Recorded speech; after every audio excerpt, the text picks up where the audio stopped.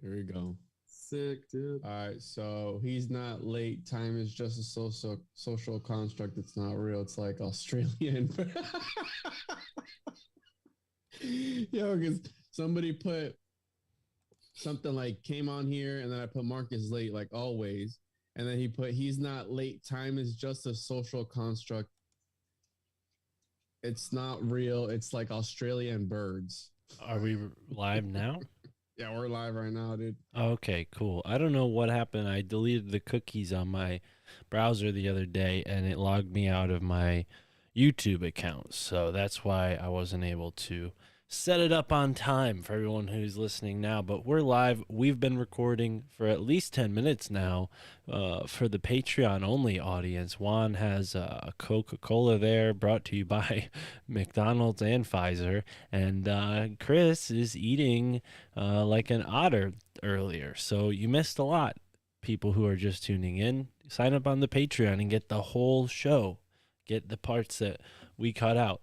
But without further ado, I am just the intern here. I must introduce our co-hosts for today's show. Illuminati Confirmed, episode 17. First things first, we have our highly esteemed host, the host of the Juan on Juan podcast, or as Sam Tripoli likes to call it, the Juan to Juan podcast. Juan Ayala, how are you, sir? And apparently I'm Mexican too. But it's all good. I love Mexicans. I love Mexicans. Mexicans are awesome. I respect them all. They're hard workers. But yeah, we're Puerto Ricans. We're like the polar opposite. We're super lazy. Sam just looks at every guy that looks like you as a Mexican because he's in LA. But yes, Puerto Ricans are we got Puerto Ricans up here in Connecticut. And Mexicans. We got them all. Anyways, Juan. How are you? We're like the Caribbean beaners kind of thing. We're like on the islands, so it's all good in the hood. How are you today, Juan? You're good? Yeah, I'm good. I just finished eating my dinner because we're slaving away with the podcast. I'm not gonna have time to eat later. I don't think anyone has any sympathy for you. Chris, how are you, sir? Chris, our second co-host here of the two-part duo that is Chris and Juan, also the intern. Hi. Chris, he's the host of the Mensa podcast. He is the founder of Prosser Spice. He is a snowboard fashion extraordinaire, fart boys mogul. Chris Prosser, how are you today, sir? Hola, ¿cómo está? Nice to see you again. That was that shirt, Spanish, bro. That was Spanish, dude. You catch my little accent in there? Like that? Show that shirt, bro. That shirt is so fresh, dog. Hey. Wait. Can't see behind the palm trees, dog. Oh, I should have wore my Nicolas Cage shirt. I got a Nicolas Cage shirt from One on One. Which one? That guy, that right. Mexican guy. That. Oh, man, he's looking good with those sunnies on today, dude. Like somebody's got a future ahead of him, you know what I'm saying? How about now? Oh my gosh. Like right now, son. Brought to you by Pfizer. Hold on, let me. Brought to you by Pfizer. There you go. Easy. Oh, dude, who am I? Me, baby powder, dude. The baby powder, bro. Yeah, this is great. My things weren't working for a while, but they are today. Dude, that one looks like real. I'm dapper as fuck, son. You need a bowler hat, dude. So what's up, Chris? What have you been up to, bro? What have you been up to how has Oregon, right? Is that where you're at, Oregon? How has that been ever since they legalized like everything? Did it get shittier or not so? How? Dude, most people like think that, you know, that's one of the reasons why like the shit has really hit the fan here as far as like homelessness and like as far as like, you know, just like shit getting crazy is, you know, because like, yeah, everything's legal. Basically, it's like, so it's like kind of an oasis if you want to like do hard drugs in the streets. Yeah. All night. I mean, dude, it's like maybe like a month ago I was getting gas and I looked over and I just saw a guy like shitting in the road. So it's like that's basically how it is. I mean, it's pretty sweet. Like I think this is the liberal death. Like, that's it. I just think it's liberal death. Like, if you allow your kid, Juan, right, to do whatever they want, whenever they want, they're going to be little fuckheads. Right. Right. So Discipline. population is a lot like that, where, yeah, you got to give them some sort of boundaries. I mean, I think that's what the Bible is too. Like, I think that's what all this shit is. It's just like, hey, like, without a little guidance, you're going to be a total fucking moron. And I think this proves it. Ted Wheeler, you fucking bitch ass, and the rest of these people that run the state here that are complete and utter fucking horrible, stupid, shallow, dumb cunts. Because, dude, you're ruining people's lives by making meth and shit legal. You're not only giving the opportunity for like large drug organizations to like get a foothold and make a bunch of money, but like they don't go way after that, dude. Like, you know what I'm saying? Like, it's horrible, dude. I think it's a really bad plan. Now, we've looked at Mexico, we've looked at, you know, Portugal and places like this that have made drugs legal, and they've like gotten better over time, no doubt, but they're not like wild West Americans. Like, we're psychos up here, dude, and they're gonna take full advantage of it and, like, you know, like smoke crystal like a handful of times and like see if you're gonna hold down a job. Like, no, you're gonna get a tent and live on the block and steal people's bikes. Like, it sucks, but it is what it is, dude. Like, you know, like, Do you think it's intentional? Like what Sam, I think he said this on the most recent episode or some podcast I was listening to, like an open air psych ward, the way Tom O'Neill describes it in his book Chaos. Like, do you think they're like kind of experimenting on people that way up there? Yeah, like, do you see I totally believe that. I totally think that it's like Oregon is one of these places that people have used to just, yeah, exactly, see what happens if we do this, right? You know what happened. And I just yeah, I think I totally believe in that. Yeah, I totally think so, dude. And that's why it's a progressive place. You know what I mean? It's like, so they can get away with experimenting with because it's just psychology applied, right? It's like, if we let people do whatever they want, what are they going to do? Yeah, let's find out. That's absolutely. I think that they'll run these little simulations, if you will, in controlled environments in order to see what happens, right? And it's like I think we talked about on this show, the rat experiment, where you put a bunch of rats in one ecosystem and you let them do their own thing and see where it goes. They eventually start to eat each other, right? They start to form a hierarchy and start to self-destruct from the inside out. Dude, some things acclimate to their environment and fit right in, and other things take over. Like, you're a fisher, like there's that, what is it, like Vietnamese carp or whatever, that's like taken over fucking Asian carp. They're taking over a lot of the waterways in America because for whatever reason, it's uber powerful compared to the other things that live in that natural environment. So you put a tiger in a fucking chimpanzee cage, and what do you think's going to happen? That bitch going to eat everything. So, and I just feel like that's the same way here. Just like, all right, drugs are legal. Bitch, you just gave every crooked motherfucker an opportunity to sell whatever they want. And that ain't, historically, that ain't a great idea.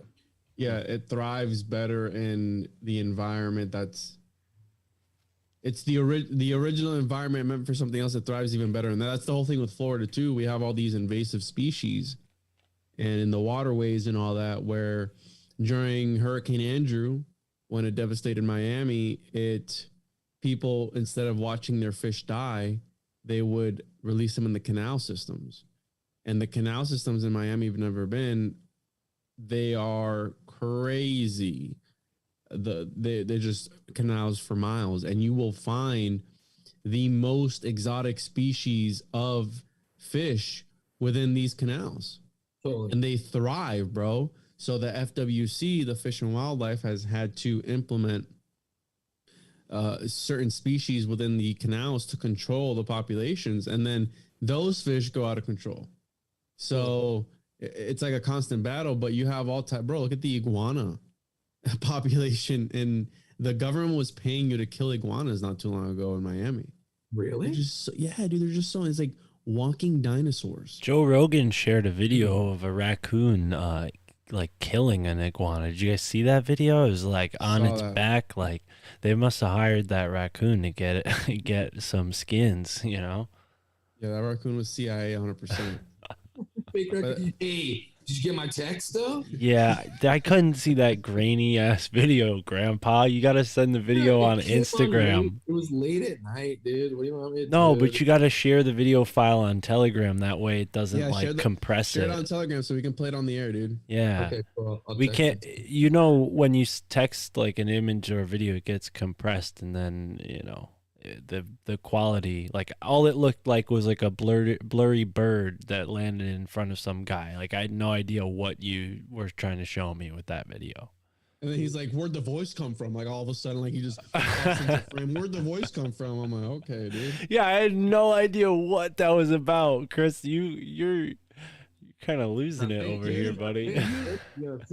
Can you give us? Are you here when we're doing episodes? Are you like at all present, bro? What do you mean? I listened. I heard him. Did you not listen to the voicemail I played last time? That had to do with that, bro. Yep. Robot bird, dude. I'm present, but I feel like I need another explanation because it's been at least 2 weeks. This is why we need to do a show every week. Because if 2 weeks goes by, I'm like, what the hell did we talk about? I don't know. You don't remember the voicemail? You want me to play it for you? The voicemail that Chris left you? Yeah, I remember we listened to it. Yeah. And he's like, I saw a commercial and there was a robotic bird. Oh, I still don't get what the robotic bird's supposed to do. Well, that was the robot bird. Dude. That was it, bro. Okay, so it lands in front of a guy and that's it. It's this guy and he's sitting at this table and there's like one like pie on the table and then there's like a bird that's like, like whatever. It's like in a robot voice. It's weird. Okay. That's really it. And that there's two versions of the commercial. One is it's like there's like they're at a pie eating contest, and I think birds are like dive bombing the contestants. But the second part of that seriously, it's so ridiculous. And the second part is just this one singular bird on the table, and it's like talking to him in like fucking robot voice. And I don't know. Juan was saying birds are fake and shit. Well, listen to this. So there's been all these reports of UFOs and drones storming battleships in the ocean, like swarming them. So like they'll just be like battleships are sailing in all 7 seas. They don't give away the locations. But so it could be anywhere, you know. The US Navy is literally in all 7 seas. So but either way, there are these like weird reports that I read about Navy personnel, you know, military guys who are reporting, you know, these like swarms of drones that all of a sudden come and swarm their battleship and then fly away. And you're talking about these swarms of birds in this commercial, and the bird talks like a robot, meaning it's not a bird, it's a drone. And then we have, I don't know, might sound crazy to people who aren't familiar with this type of conspiracy content, but you guys have seen like the synchro mystic stuff. And I mean, we've talked about these concepts here with the collective consciousness and how like maybe a commercial is like the low end spectrum of a energy wave, and the extreme end spectrum of it is like this weird UFO storm thing that's happening to these ships. I don't know. So like to piggyback off that, like super interesting point, like from a marketing perspective, like it's a great way to get attention, dude. Like you just dig into the whatever the thing is that people are saying. And like I saw one recently where there's a Mandela effect for and I know, sorry, but there's a Mandela effect for the cornucopia is supposedly missing out of the Fruit of the Loom logo. And so Fruit of the Loom for April Fools last year added it back. That's like genius level marketing. Yeah. They add it back just for like fuck with people. No, but like they didn't say anything about it. They just added it back for a few days and then took it away. Very subtle. Genius. Right. Well, yeah, well, that also is, it's so subtle that maybe the more paranoid of us would think like, no, it's the Mandela. Here's proof. You know? Yeah. Or they just like, oh man, like somebody over there is rad. Well, a lot of people are going to buy that underwear now just because that's probably the only underwear they've like thought about. You know, how many underwear companies are successfully marketing? I mean, there was the underwear I could remember where the beaver takes a bite out of the guy's butt and then he's like, Duluth. Strong. Yeah, Duluth strong, and it's like an ass-eating beaver. Yeah, the beaver tries to eat some ass, and the logger guy, you know, he's like this rough-looking guy, someone who lived where Chris lives, and he goes and gets his ass bit by a beaver, and the underwear is so strong that it blocks the beaver's teeth. You never seen this? That's my favorite commercial. That's awesome. That's why I wear Duluth pants, so that I don't get my ass bit by a beaver or a snake or something. What the fuck? I'll be totally honest with you, Mark. I don't think it's the way it works, but like, you know, I feel you, dude. Good marketing, you know? Can we name this episode Ass-Eating Beavers? That's fine. I think that's one of the monsters in that Puerto Rico article I sent you. I pulled it up, actually. So that's definitely a Puerto Rican beaver. He's like, ah. Well, we got some guests tonight. If people are tuning in, they're like, what the hell is this Operation Mockingbird? They're not talking about Operation Mockingbird. We do have some guests, so just stick with us, okay? Hint, hint. That has to do with our guests who are joining us. Not right now, Juan, right? They'll be joining us in a half an hour. Half an hour at 8:30. Okay, yes, cool. They will be joining us. But I did want us to be a little prepared for this episode. So I brought myself a wrench. Got a wrench right here. So I'm going to be drinking a wrench while... Is that cannabis? While you two tools read this article that I sent you. Wait, are you going to slug it right now? Huh? Are you going to slug that thing right now? Do you want me to? I don't want to make... yeah, dude. I'm not going to... Wait, I'm not what is going it? I'm not going to like... what is it called? I'm not going to do that. Shotgun it, because then I'll make a mess. I don't want to. I'm not going to make a mess on my audio equipment. You guys already were here for the jungle juice incident where I spilled fucking jungle guava on my mixer. Yeah. The worm juice, bro. Hey, you got in my head with that. I haven't been drinking kombucha as much lately, you little asshole. They grow homunculi in that fucking thing, bro. No, they don't, dude. Me and my girlfriend are healthy from our kombucha, dude. There's no homunculi This growing. Dr. Pepper's healthy, bro. There's just no worms in it. Got tapeworms in that kombucha, bro. The fuck out of here. Slugging kombucha again, Mark. Yeah, I'm slugging it, all right. So read that article, Juan. What the hell? I'm trying to be prepared for this goddamn show. All right, so here we go. And I also pulled up another article just to show you how bad of a place Puerto Rico can be. Hopes for rebuilding giant Arecibo telescope appear dead. So one of the world's biggest telescopes, they literally have no money to fix it, right? Because it started falling apart after the hurricanes and all Who this built stuff. it? Oh, this thing was in the movie Cable Guy, bro. This thing has been around for forever. Yeah, Mark, but do you know what he's talking about? I remember when I was a kid, I don't know if they like finished building it when I was a kid, but I remember it being on the news, like how amazing it was. The 1960s by the U.S. military. Oh, well, then it wasn't when I was a kid. It's so big that it's like cradled by mountains. It's like it's not like typical. It's like in the ground and shooting straight up. Yeah, it's fucking wild.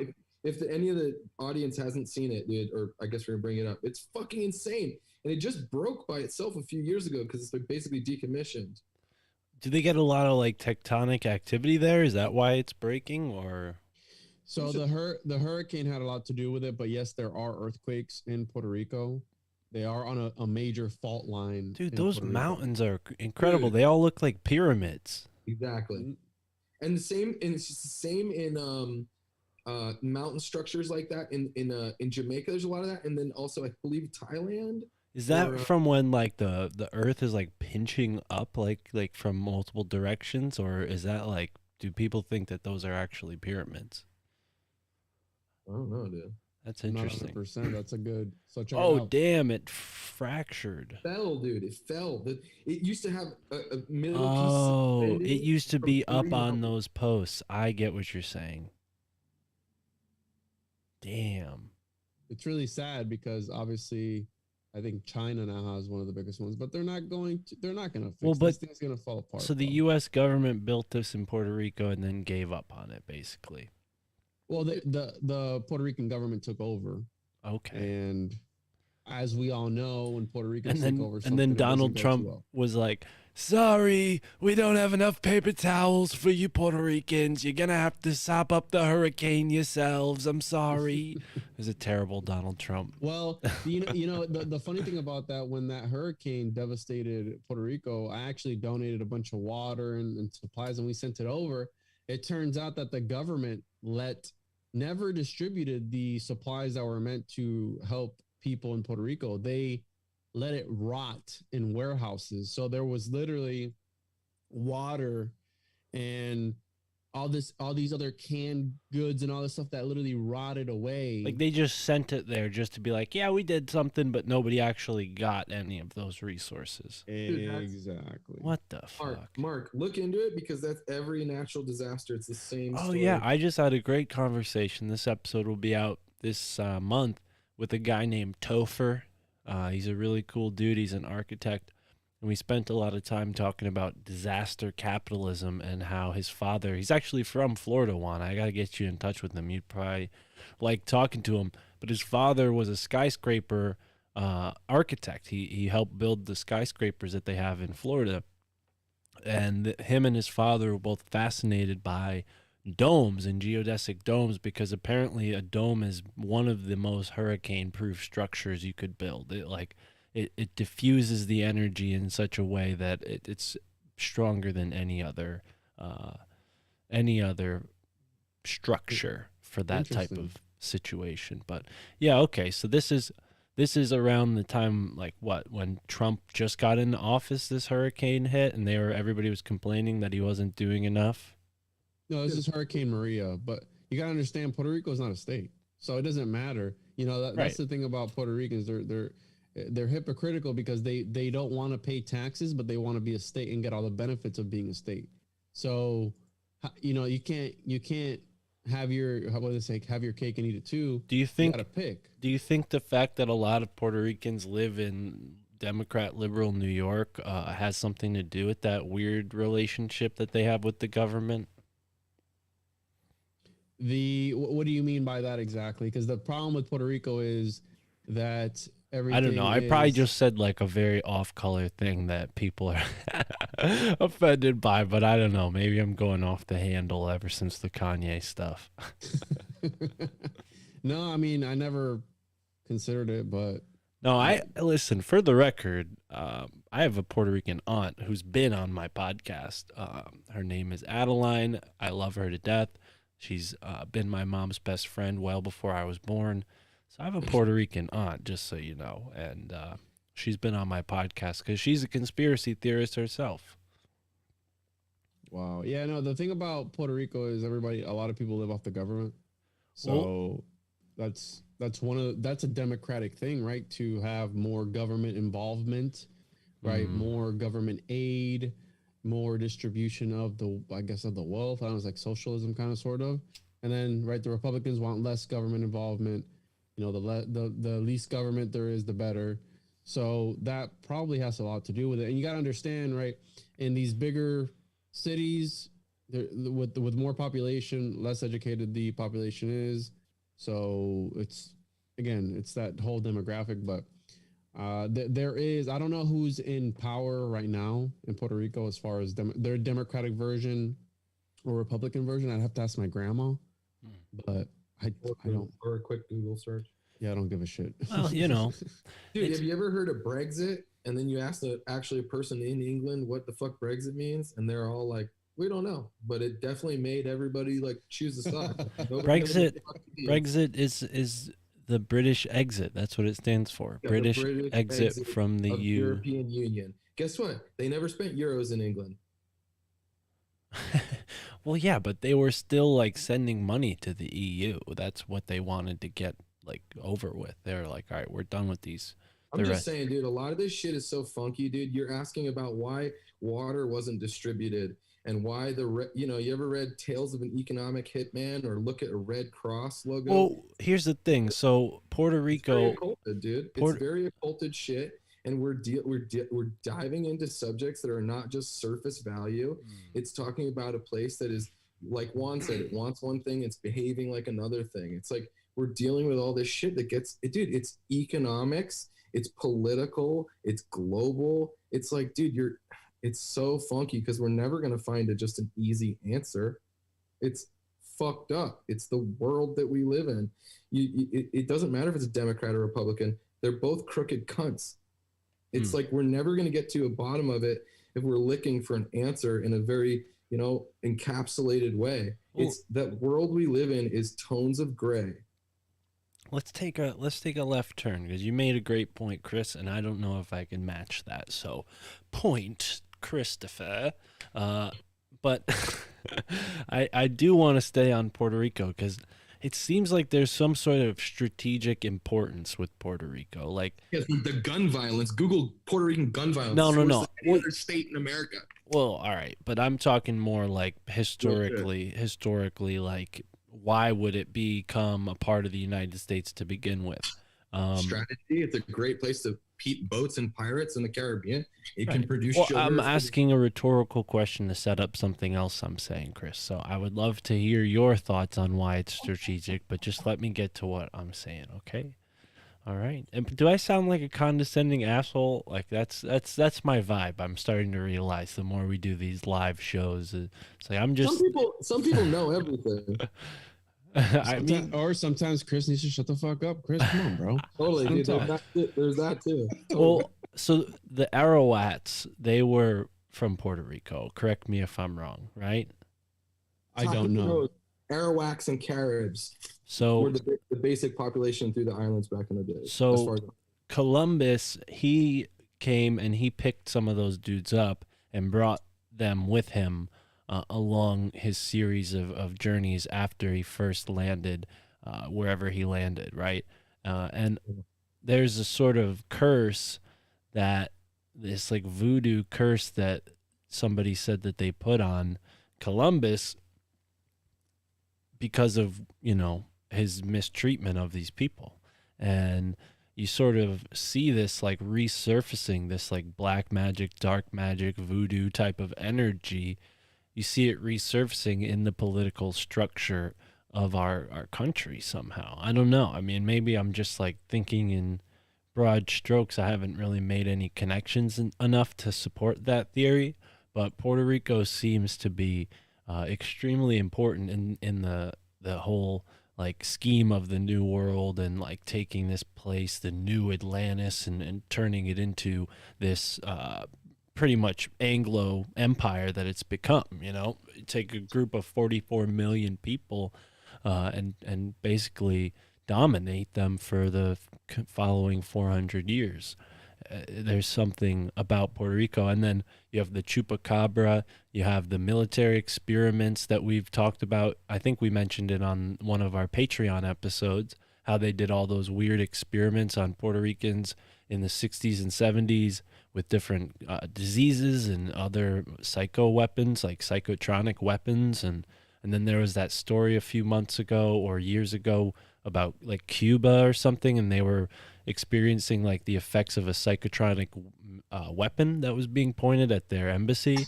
So there's a lot of weird shit that goes on down there. And I don't know. It's interesting because like Chris, knowing you over the past few, however many months now, you've kind of enlightened me on like some things about that area of the world that I just, for, my education, I just didn't know, like they just in school, they're just like, yeah, there's a bunch of islands down there, Puerto Rico. It's kind of American, but it's also not.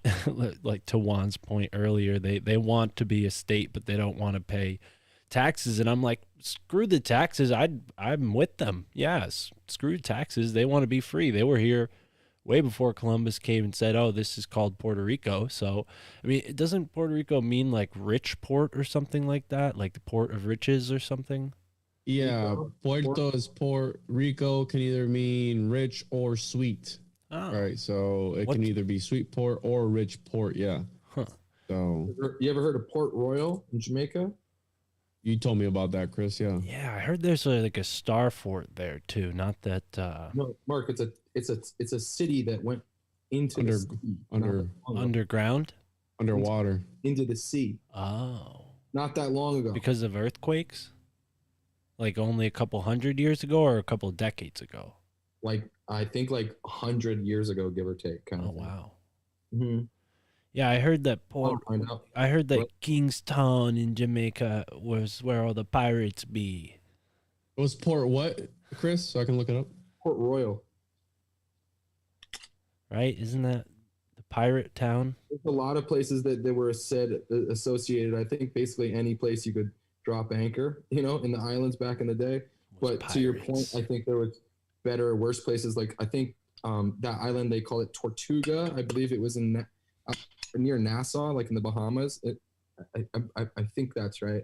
That was a notorious. This is bananas, bro. So the this pirate one city? underwater.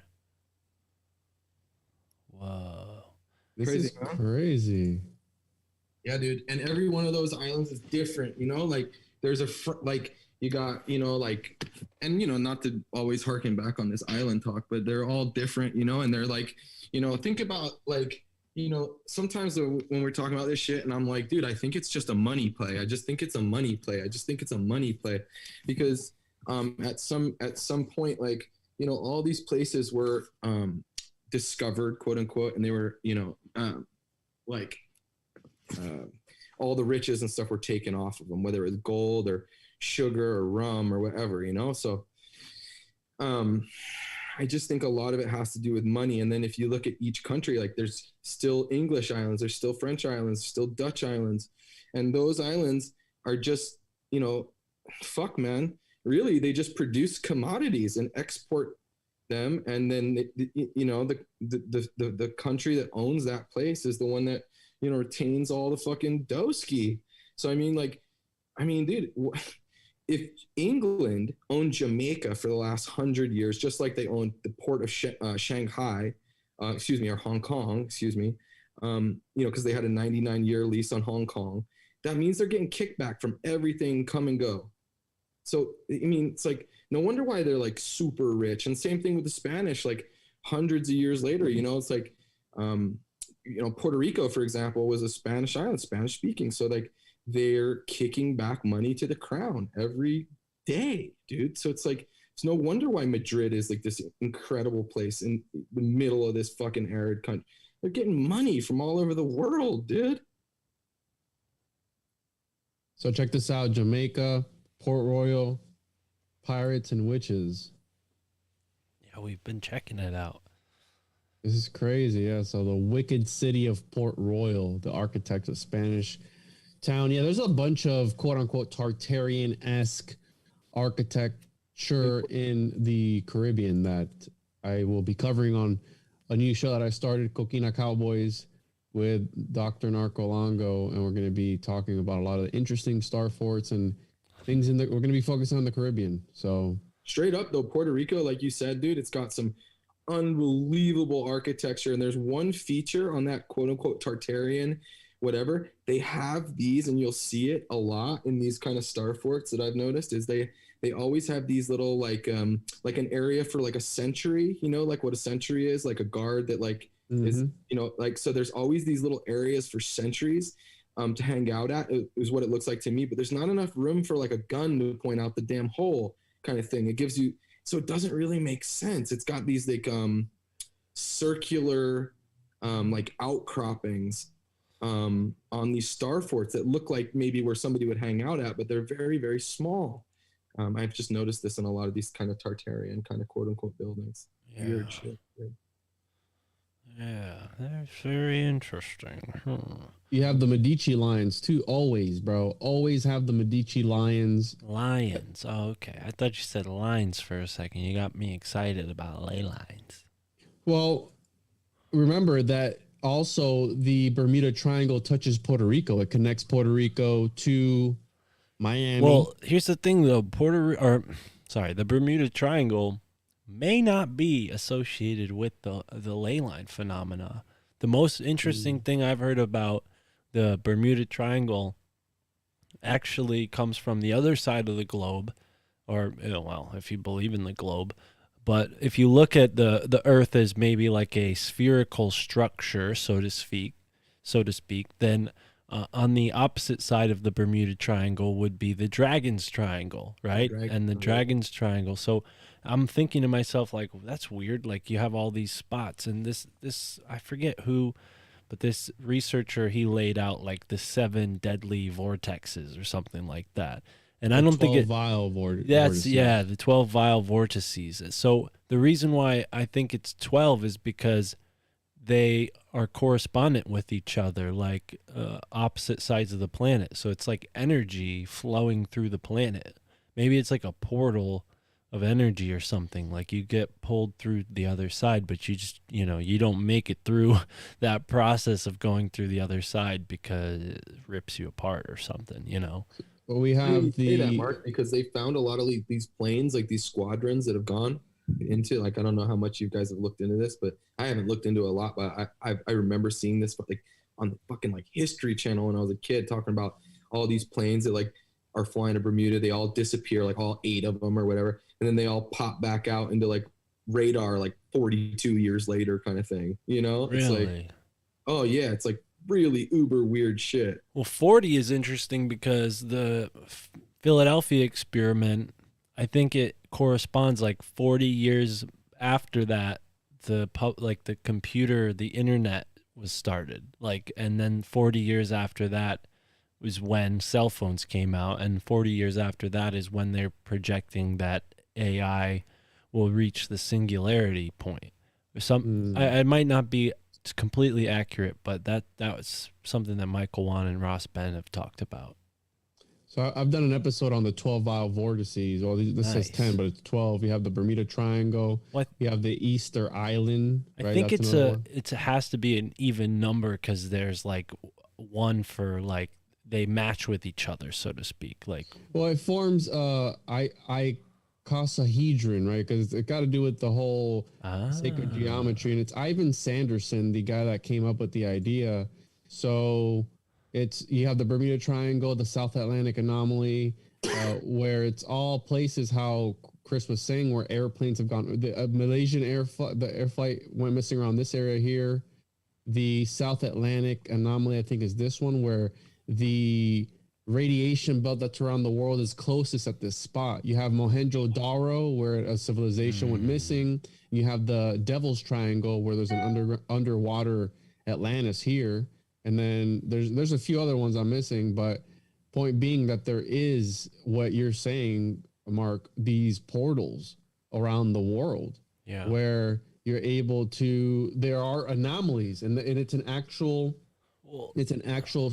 field of study that they've looked into it. I'll just say I did this myself when I was in school, and I had a globe. And I put my fingers on the globe where the Bermuda Triangle was, and then I went around the globe to the opposite side of the planet, and I was like, oh, there's where the Dragon's Triangle is. So I might not have been totally accurate just using a globe in my fingers, but that's how I sort of thought of that. And then, here we go. We have other people who have looked into this too.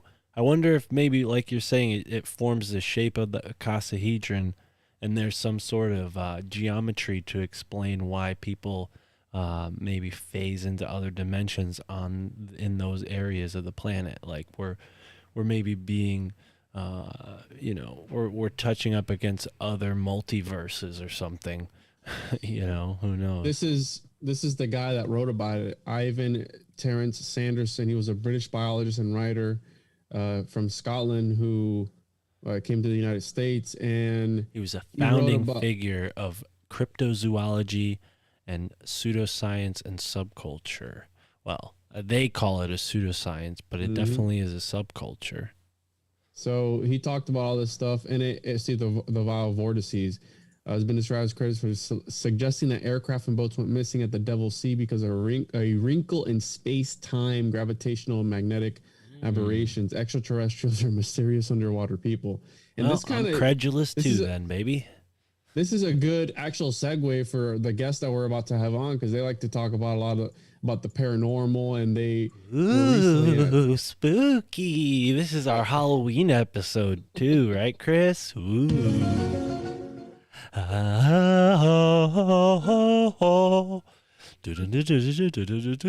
were recently at Skinwalker Ranch too. So what? All right, so they're gonna be able to tell us the real scoop, and they didn't sign any NDAs like some other guests we've had on.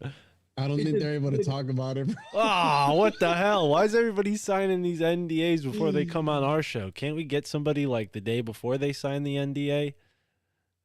I don't know. I mean, we could go and we don't have to sign an NDA. We can come on here and talk about it. Well, that's the thing. We need to get a bus big enough to where the three of us will have enough room for the 3-day in point when we all start to get at each other's throats. So if we can find a vehicle big enough, please support us on Patreon, folks, so we can afford a tour bus. And maybe pay a nice person to drive us, and Chris, Juan, and I will vlog from the back and take you along for the adventure. It'll be a fun time, and I promise there won't be any Gabby Petitos out of that road trip. Or we can sacrifice Chris to Moloch or the Skinwalker or something. I'm down for that. He's the oldest one. He's already lived his life, right? Like we still have time to live. I have a family, so I volunteer Chris to sacrifice him to the Skinwalker.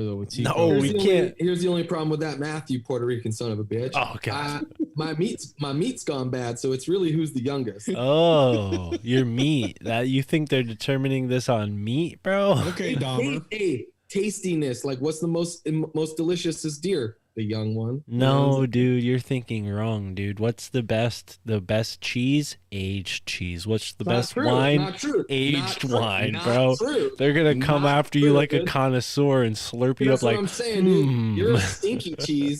You know what I mean? I'm a stinky cheese. You know what I'm saying? You're a nice young cheese. You know, unfermented. Oh, yeah. A bland cheese. Thanks, Chris. I'm just saying, it's more like, hey, my favorite cheese is American cheese. You know what I'm saying? So, okay. No I like provolone. Provolone's pretty good. That's good. Yeah, well, I like Swiss. It reminds me of a lot of your theories, Chris. Full of holes. I'm a blue cheeser, dude. I'm not full of holes. I'm blue cheese. Full of holes, bro. I know, that was bad corny. I seen that from a mile away.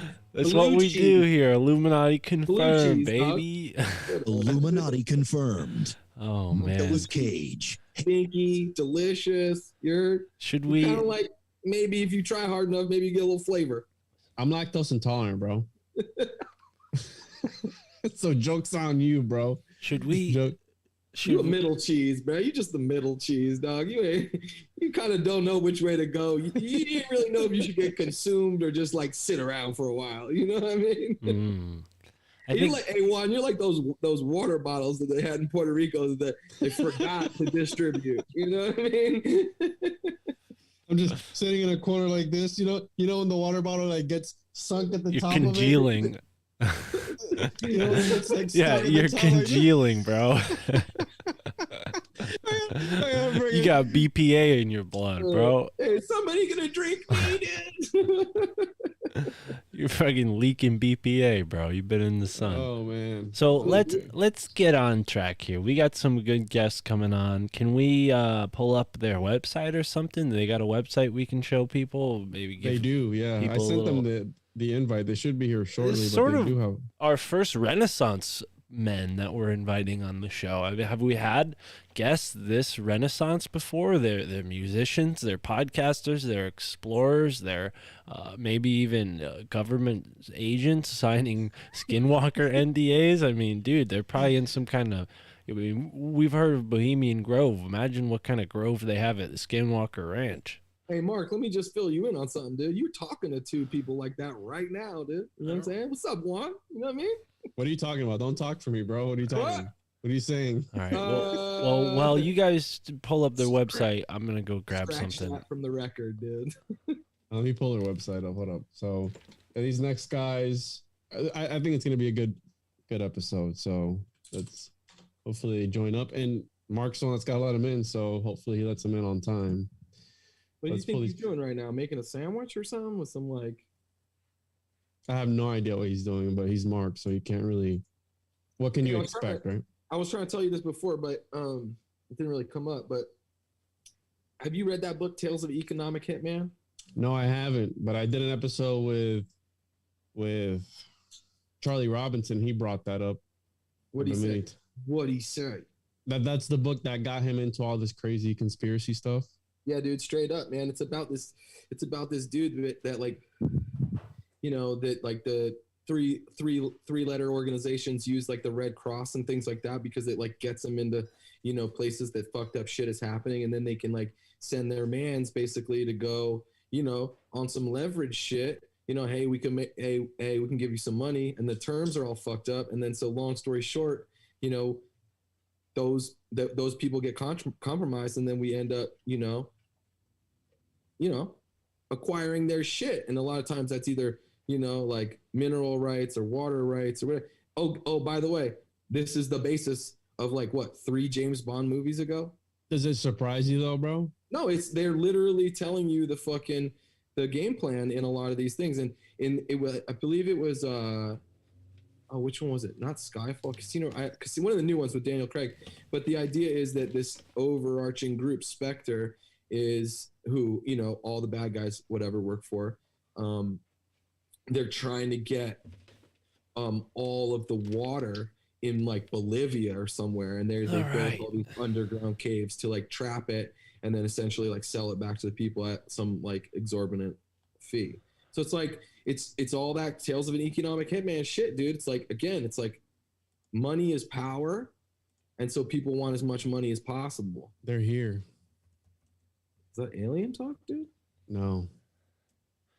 All right. Did you display their website yet? They don't have a website. Did you display anything about them so our audience knows who the fuck we're talking to and they won't realize that we've done no preparation work? It's all good, dude. So the people we're going to be talking to, let me open up their link tree. So Actually, I'll pull up their Instagram. Is that right? Yeah, we got Sean, we got Joel. They are, like I said, Renaissance men of some kind. They got a podcast, they're musicians, and we're going to find out what they're experts on. Let's see. Podcast host Sean and Joel. News, paranormal, and conspiracies. So wake the fuck up or get woke the fuck up, guys. So kill mockingbirds. I want to know what all that's about. Ladies and gentlemen, we are here. We are live. Prepare to get woke the fuck up. Wake the fuck up. Don't get woke. Wake the fuck up, because we got Sean and we got Joel here. Audio check live. 1, 2. How you guys sounding today? How you guys doing? Yo.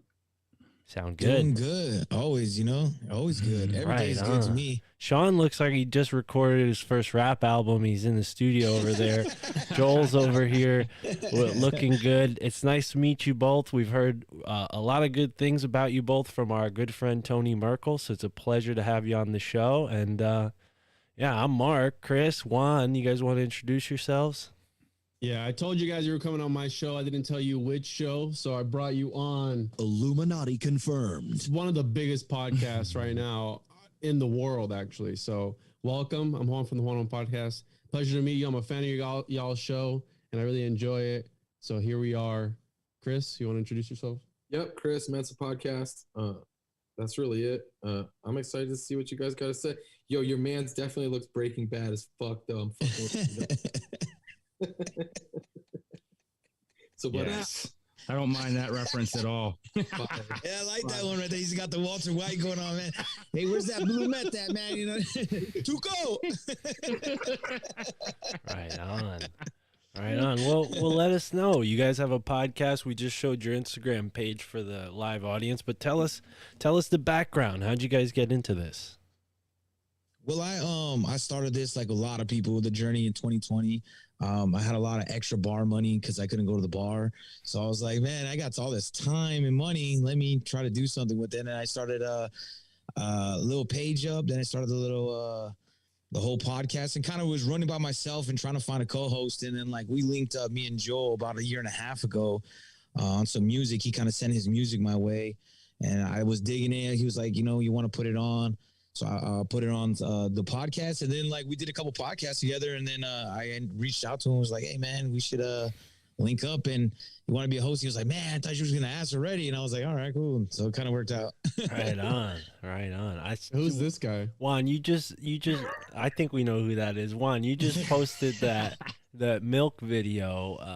I saw that earlier today, and we started this conversation talking about the kids are not disciplined enough, and that where'd that video go, Juan? You just had it.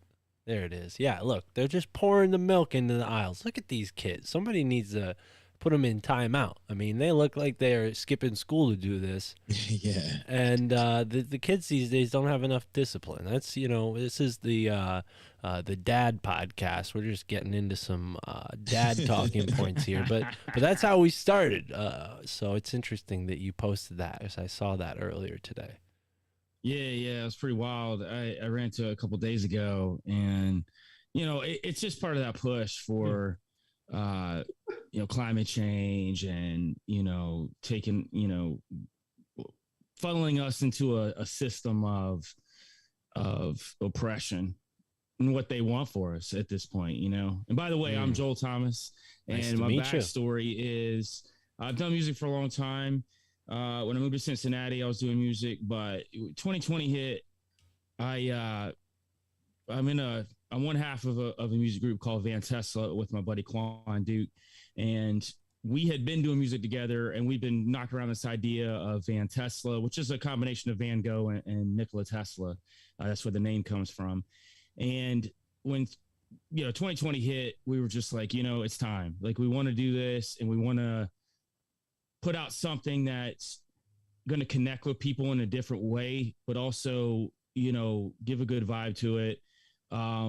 We dropped the first Van Tesla album. One of my producers shot the album over to Tony Merkel, and he'll tell the story better than me, but he's taking a shit, and he got this, and he was like, this is probably going to be some more garbage. He's like, I'll listen to it, you know, and he listened to the first track while he was taking a crap, and he was like, oh man, this is great. So he ran down to his studio, listened to the rest of the album. He hit me up, and kind of the rest is history. I went all the way out to Philly. I was on a show. I broke down a lot of stuff about myself, you know, my background, being a Freemason, and a lot of other things. So I kind of got deep into that with him. And then he and I just became really good friends. And before you know it, I'm working with Merkel Media, and we're going around all over the place hunting down cryptids. I'm part of the documentary crew with him. So we do that too. We just went out to Utah, and we shot crazy skinwalker film that's going to be nuts.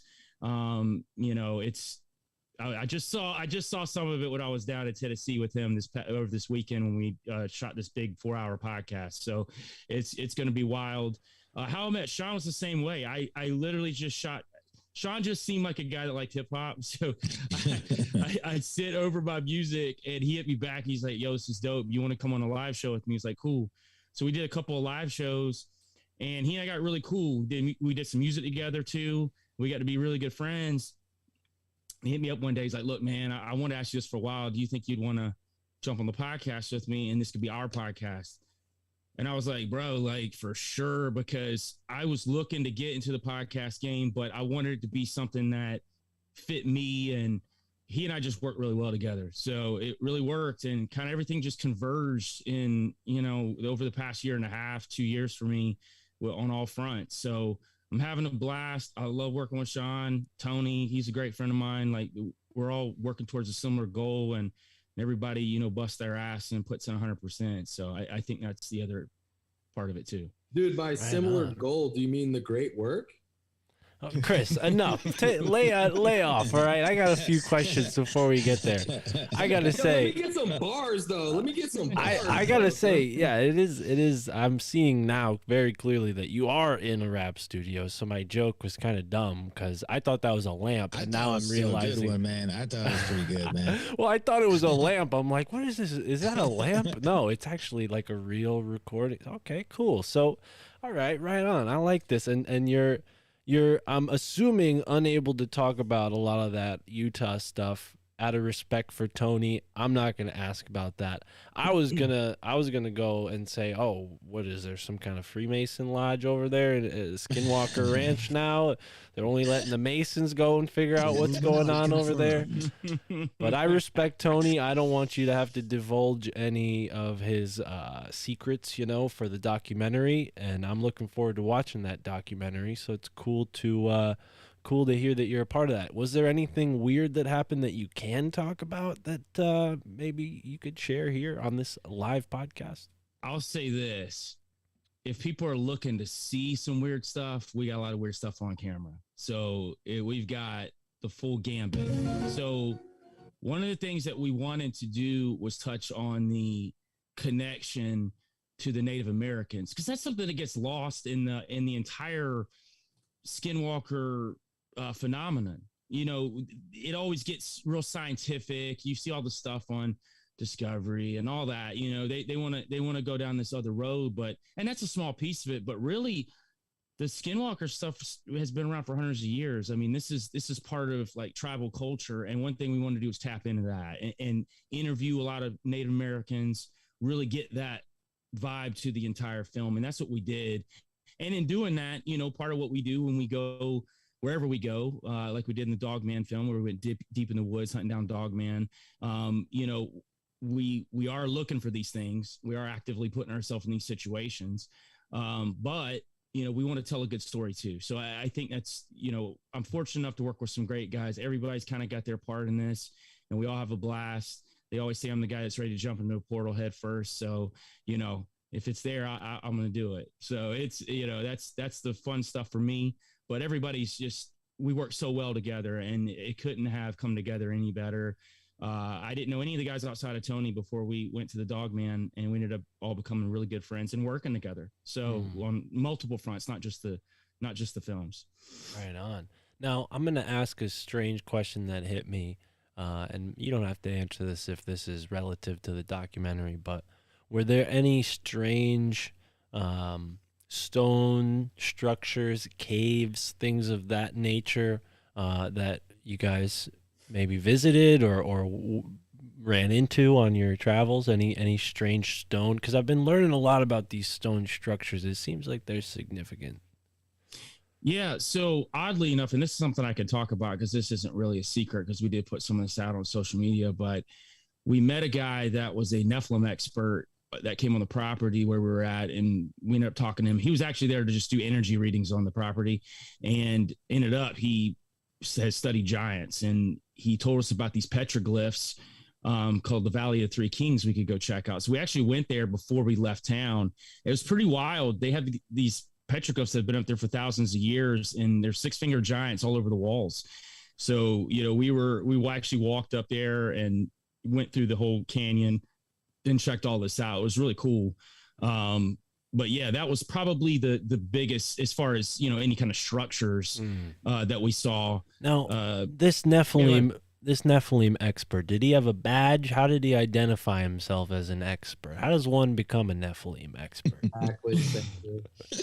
Yeah, honestly, I don't know if he really introduced himself that way. That was probably more me, right. Okay, good. Saying that. He's a professor though, and a lot of stuff when he writes about these giants and Nephilim, he has to do it in fictional form because of him being a professor. So he did talk to me about that. He knew a lot about him. So as far as maybe this is not your expertise, but now that we're here, where do people draw the connection between like Nephilim and the giants that maybe lived here in North America? Is it purely like biblical? Like, oh, they talked about giants in the Bible, they called them Nephilim, so these must be the same thing because they're giant in stature? Yeah, I think that's where people draw the comparisons from. I think Nephilim's just kind of an all-encompassing name, and it really just depends on, what you believe and what perspective you're coming from. I mean, there's a lot of different names for these giants, right. Anunnaki, a lot of different things. So, it just depends on, what someone's belief system is. And I'm always open to listen to everyone's belief system, and where their ideas come from. Because I think that's where we all figure out the truth, is by coming together and sharing ideas. No the doubt. Nephilim also had different, if you're talking biblically, the Raphaim are also another break off from the Nephilim, which people tend to think the Raphaim came after the deluge or post-diluvian. So I think that's where, generally speaking, and that's all through the Bible as well. So, but yeah, I think you call whatever you want. People call them the redheaded giants. I know a lot of the Native Americans did. They talked about, up in the mountains. They even said someone was still up there. So, which is pretty interesting as well. Now, So, I want to butt in real quick because how you're saying Mark, there also is the Elohim, the Nephilim, and the Watchers. So there's other things out there. And you said I had never heard of you say Rahaim until you had brought it up one time on a podcast. I was listening with you guys on it. But yeah, there are other entities, if you will, right? The demigods, the Elohim, and then you have the Watchers, which the Watchers is open up for interpretation. Wait, but it's the same thing. It's like Puerto Ricans and Puerto Ricans and Puerto Ricans and Puerto Ricans. And I was laughing earlier. Have you guys seen this cryptid at all? Because I was laughing earlier. Somebody put this Chris, in the I'm chat, glad right? you said that while we're looking at this. Fucking guys. Yeah, wow. That was a good one. Yo, that's great. There you go. Oh shit! I'm glad you said that, Chris, because I feel like there needs to be more of a distinguishment. And I'm not putting this on Mark, Joel. First of all, we need some bars, dude. We need to understand what's really going on. Can we do that like for a finale? Like give these guys like a break here. Like taste. You know what I mean? See if we like it. Hey, look, how come that's always with rappers? Hey, give me some bars. You don't go to a comedian and be like, tell me a joke. Make me laugh. yeah. Make me laugh. Well, actually, people do that to them too, so I can't. Make me laugh right now, and you're like, I'm Chris, sure. Chris is it makes sauce, so he'll send you some sauce in exchange. Okay. And maybe some. Okay, that's like a fair deal. Yeah, and Juan is a homunculologist, so he can go and cook you up a homunculus if you want. I just love rap, man. We're all about. That's dope. We're all about fair trade. Then we always have people on here that are like trying to explain it in some sort of this way or that way, or give us their take. Well, Hip-hop comes into the motherfucker, shut up, dude. Let me say. Jesus Christ. I mean, we hear a lot of people's, you know what I mean, position on this, and it's a fascinating topic. I mean, it's woven into American culture. If somebody comes out as a proclaiming, dude, I'm interested, man. If you tell me you're a painter, man, I want to see your shit, bro. Sorry. I feel you. Hey, I love that the enthusiasm, man. I'll definitely use some bars, man. I can use some bars whenever you want, man. That's what I do. No pressure, you know what I mean? You know We'll get to that. I think we can maybe end the show with that if you guys will oblige. But Chris, I'm glad you brought that up, and I don't mean to put you on the spot, Joel, about that. It's come up recently, and I'm glad you and Tony and the crew went and got the Native American perspective on Skinwalker, because that's my first thought when I hear, Nephilim in America. I'm like, whoa, hold up. The Native Americans, they had stories about these giants, and maybe they called them something else. And then maybe even further, let's go even into speculative range here. Some people have talk about the lost tribes of Israel coming here, and becoming the Native Americans after a long span of time. So who knows? Maybe it really does connect, and it is appropriate that we're calling these beings Nephilim. But I think oftentimes it all gets like mixed up in this one soup. So it's good to come in and distinguish. But anyways, we kind of got off to the races here on the Nephilim stuff. Are there a lot of giants up there in the Skinwalker Ranch area? Not from when we talk to people, it just seemed to come up in conversation, oddly enough, with the Native Americans. It wasn't so much like we saw one. It was more just part of the lore, part of the conversation, just outside of, a few of the people we interviewed saying that they saw them, or they've heard of them being seen in certain parts, the mountain areas that kind of pointed over towards like the Rockies and stuff like that, so how much of that's true, I don't know. I just know it's a part of their lore. It's a part of what they talk about. I mean, Native Americans have talked about giants forever. I mean, it's something that, most people know, if they talk to a Native American, or if they're just, looking into, the legends. So I think that's important to know. and how much of it's true and how much of it's fiction, we don't know, but they seem to pop up a lot. Indeed. I think mythology is like the psyche of humanity, right? Where it's like, where do you draw the line between fact and fiction? Because it does seem like a lot of these stories, they span back hundreds and hundreds of years. But the way I like to think of it as well, with any religion, right? I mean, I'm not trying to bash anybody's religion, but the reason that sometimes these stories are so grandiose and crazy is because the art of memory, right? You need to remember a story, so the crazier it is, the easier it is to recall later on. And what were these people doing? They were passing on oral tradition since the very beginning. But then you have places where you can't do it. We were talking about the 12 Vial Vortices before you guys hopped on, where there are these places that where the veil is thinner, where it does seem like Skinwalker Ranch and the Bermuda Triangle, the Dragon's Triangle, where these things are able to manifest. And by these things, I mean anomalies, where you can't explain what it is.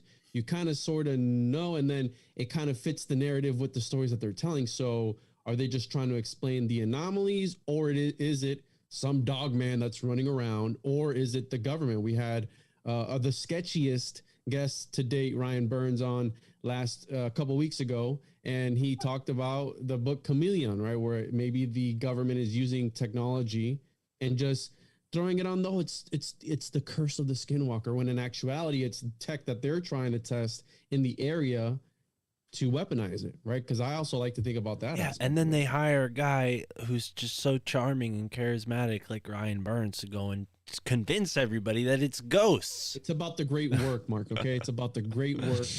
Got to keep the great work in mind. I kind of think it might be both. I think that they use the paranormal as a cover, whereas the paranormal does exist there, but they're also using it as a cover to do what they do too. I think it's part and part. Something that Sean and I talk about. We try to bring the conspiratorial world together. I don't think it's separated. I think it all connects somehow. I think the paranormal, I think cryptids, I think the government conspiracies, all of it connects. I think when we start separating it, that's when it can get murky. For us, we're finding more paths of the truth by connecting all the pieces, because you get, we all know we're all part of this world. The conspiratorial world's funny. You got people that are really hard-lined on certain ideas and certain things, and they're not willing to be open to another side of it. And I feel like you kind of have to be, if you're going to really try to seek the truth. You can't just be like, well, this is it and this is final.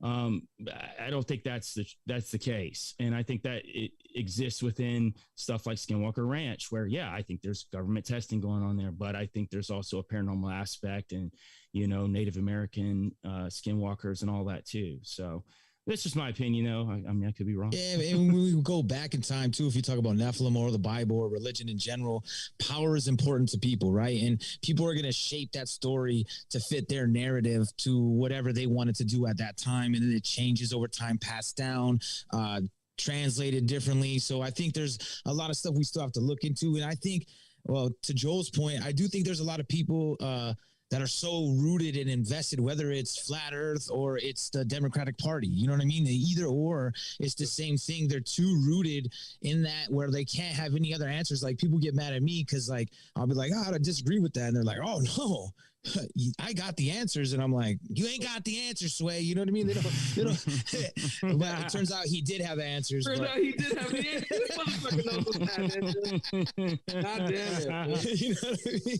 But I think that it's all perspective, right?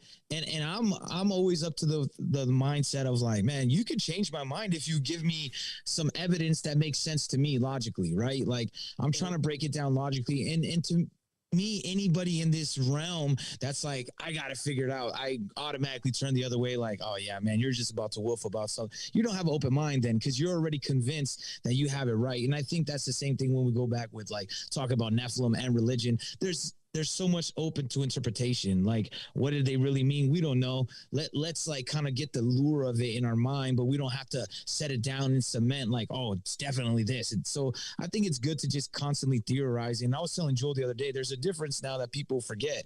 There's conspiracies and there's conspiracy theories. A conspiracy means that people already did it. They conspired together to do something together that was usually nefarious.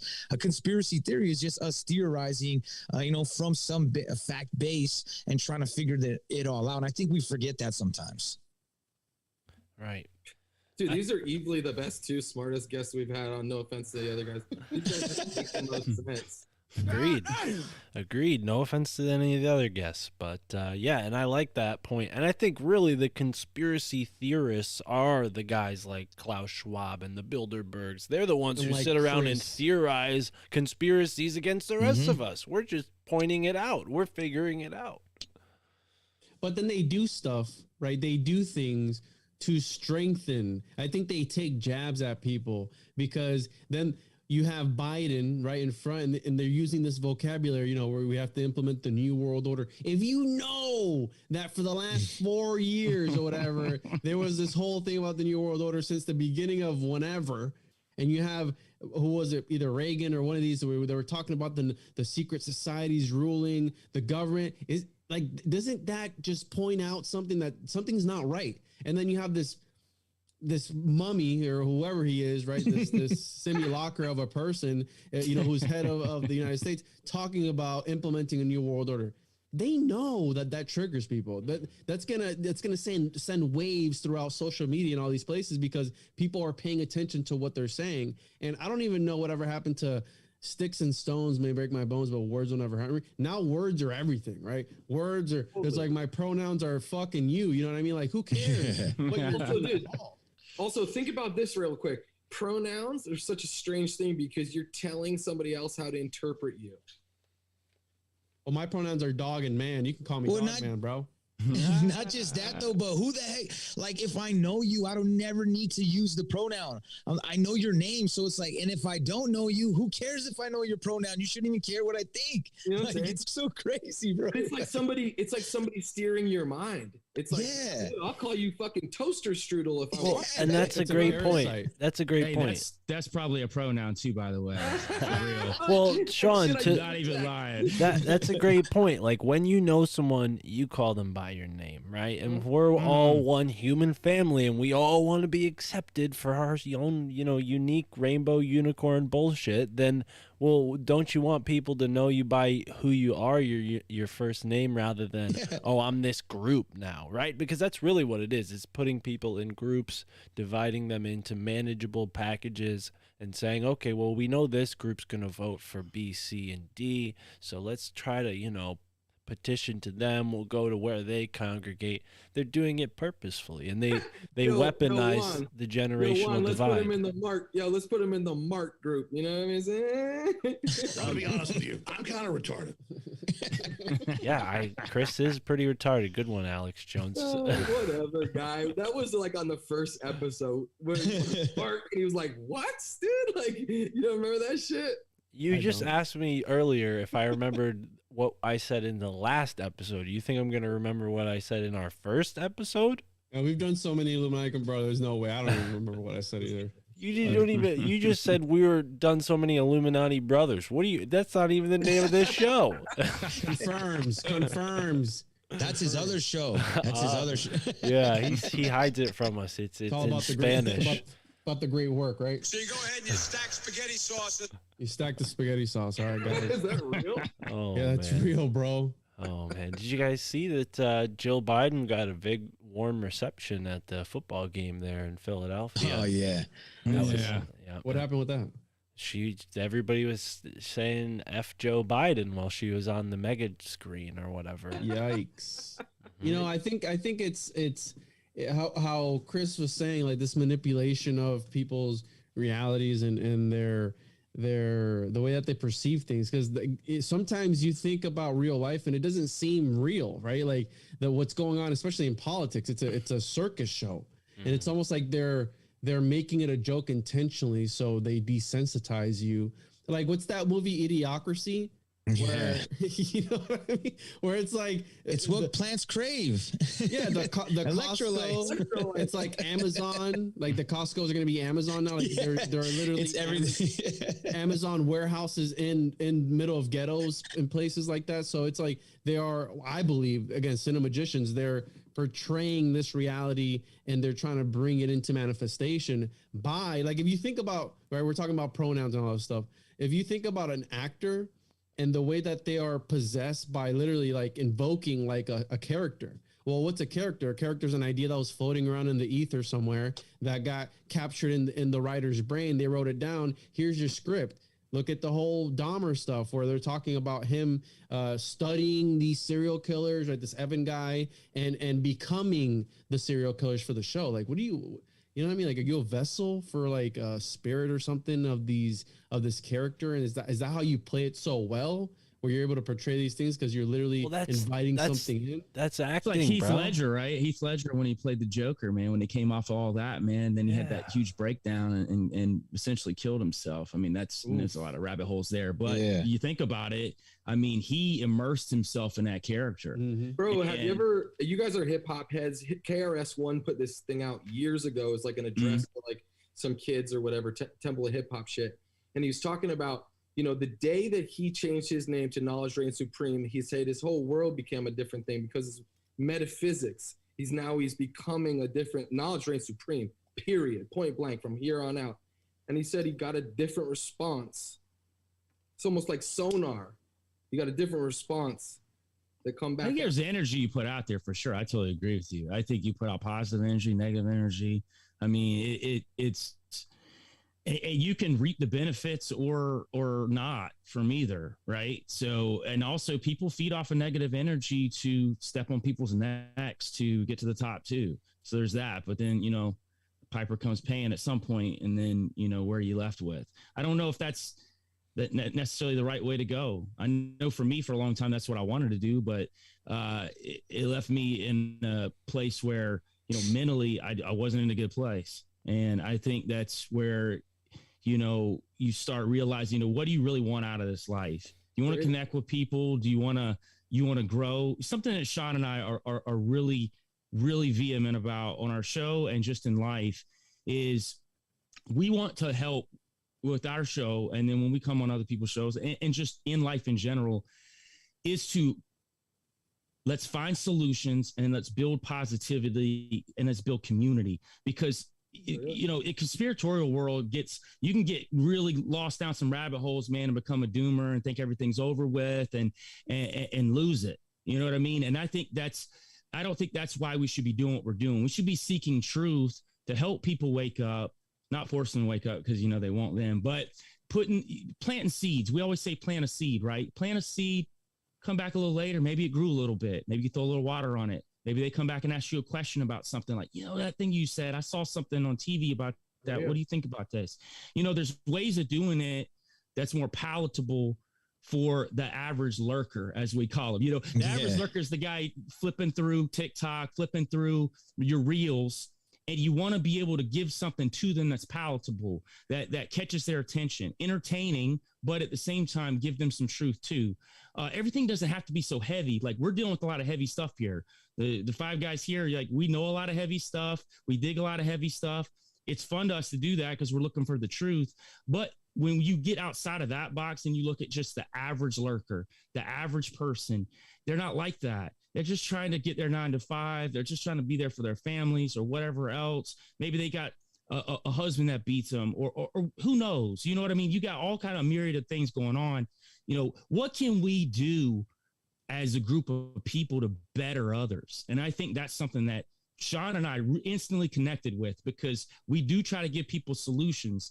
We got a show this Friday where we got a guy, he does it's perma farms, permaculture. He teaches people how to cultivate on their own and farm on their own. He teaches classes to do that. These are the type of things that we need to be trying to get out to people and not just scaring them. You know what I mean? Like, you know, I think that that's the positivity, and that's that positive energy that we can put out there, and we can all grow. And then when the elites and all these people try to do what they do, you've built something strong enough, they're going to have a really tough time being able to get over on you at that point. And I think that's important. And that's just something that, you know, really hits home with me and Sean. And we try to spread that to anybody we talk to too. Yeah, because my ultimate red pill is fixing yourself, right? What do they say? Like, if you go into a therapist, they're going to be like, hey, you can't help anybody until you help yourself. So you got to take that into account first off and foremost. And from like what KRS was saying, I've seen a lot of like, you know, KRS One, like interviews and him talking to kids and stuff. I do kind of understand what he's saying, but I kind of like think a little bit different about it. And I don't think I'm there yet, but I think that's where I want to be and I use a lot of analogies with football players. Like, I think it's like this ultimate focus and zero doubt. I think to get where we want to, whatever we want to do in life, if we have razor sharp focus and zero doubt that we would fail. Like some of these football players, like I used Hunter Renfrow is my favorite example. I've used it time and time again, but he was a walk-on at Clemson.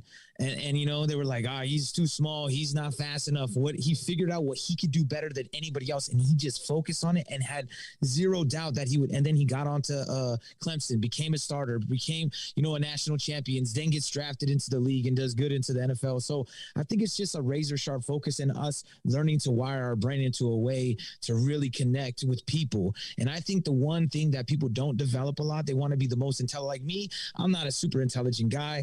All I know is I know people, you know, and I know how to love people and I can kind of read people. And I think really showing that love to people is what we're missing in all this, because everybody wants to like, wake up, the world is flat, wake up, there's lizard people. And I'm like, man, well, what does that do except send people into panic? What I like to do is be like, and I even tell people that are like, I'm not a heavy, you know, religious person, but I believe in God. And I just say like, man, let's not giving so much credence to these devils. You know what I mean? We're building them bigger than they really are. I just watched the movie It with my niece recently, right? And it reminds you, hey, that fear is what they're feeding off of. So why are we giving it to them? Let's give that back to ourselves and really build something beautiful, which we can do. And I think there is a lot going on that is good. And we got to focus on that and turn our head. We keep our head like involved in what's going on, but also don't soak into it to where it like gets us down.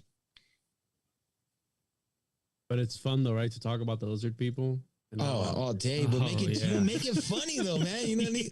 Like, I hate when they come out and they're just like, I'm like, man, just like crack jokes, man. Let's make fun of them because they're foolish, they're idiots. Like, look at Klaus Schwab, man. Like, how could you not make fun of that guy? Like, bro, he's so fucking lame, bro. Like, you old bitch. Have you seen the King's sausage fingers, right? Charles. Oh yeah. Oh my God. Sausage hands. It's like the throne's in good hands, mom. And it's like, oh yeah.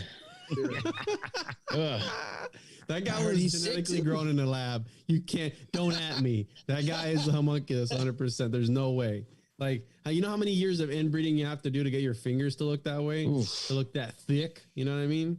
Come on. There's no, these people aren't real. I think it's like the Truman Show, right? It's you know, again, I don't know. I think a part of the whole thing is that we are in a simulation, but then, right, the truth is stranger than fiction. I mean, that's another thing that we have to keep in mind. And by them putting out these things, I think they're hinting at that. It's like, hey, here's this movie, right? How you mentioned earlier, you have the guy who puts out occult themed things under stories. Well, Crowley did the same thing. You know, all these other great occultists have done the same thing, because it's not that they want to put out a story. It's that they don't want to suffer the repercussions of putting out the truth. So they put under the facade of a story or a movie, which is the same thing going back to movies and sigil magic and all that stuff. And I think that's part of the spell, if you will. We have two artists here, two creative folks, and you mentioned something earlier about the inspiration for the name Van Tesla being Van Gogh and Nikola Tesla. How does one integrate Nikola Tesla's work into music? Are you like building some kind of crazy device and like capturing sounds from it? Like, are you tuning your music to 432 hertz or something to that degree? Like, what has Nikola Tesla inspired that you've integrated into your music? I think really the basis for Tesla and Van Gogh, Juan really resonated. Tesla really resonates with him because of both of them, in the sense of they both strove so hard to achieve something that really they didn't get any credit for till they were dead. So it was really that aspect of kind of both of their lives. And, Van Gogh was a little, on the crazier side as far as like, lost his mind in and out of mental institutes. And, as far as that aspect of when you're going down this road of making music the way we make music, it's not going to be an easy road. It's not like I'm making music about money, hoes, and bitches. So like at the end of the day, like that's an easy road, Hey, we literally had this exact conversation before as well, Mark, you son of a bitch. You didn't even hear the first part of this. What conversation did we have earlier? There's a formula, dude. If you want to sell records, talk about money, big booty bitches. Okay, yeah, right. Yeah, I'm totally against that. So I'm glad you pointed that at me. Nerd. But it only lasts so long, right? Though, like everything has to come for full circle. So I think people are kind of tired of the music. It's saturated. Like they want to hear that, but everybody's saying the same thing. And the same thing.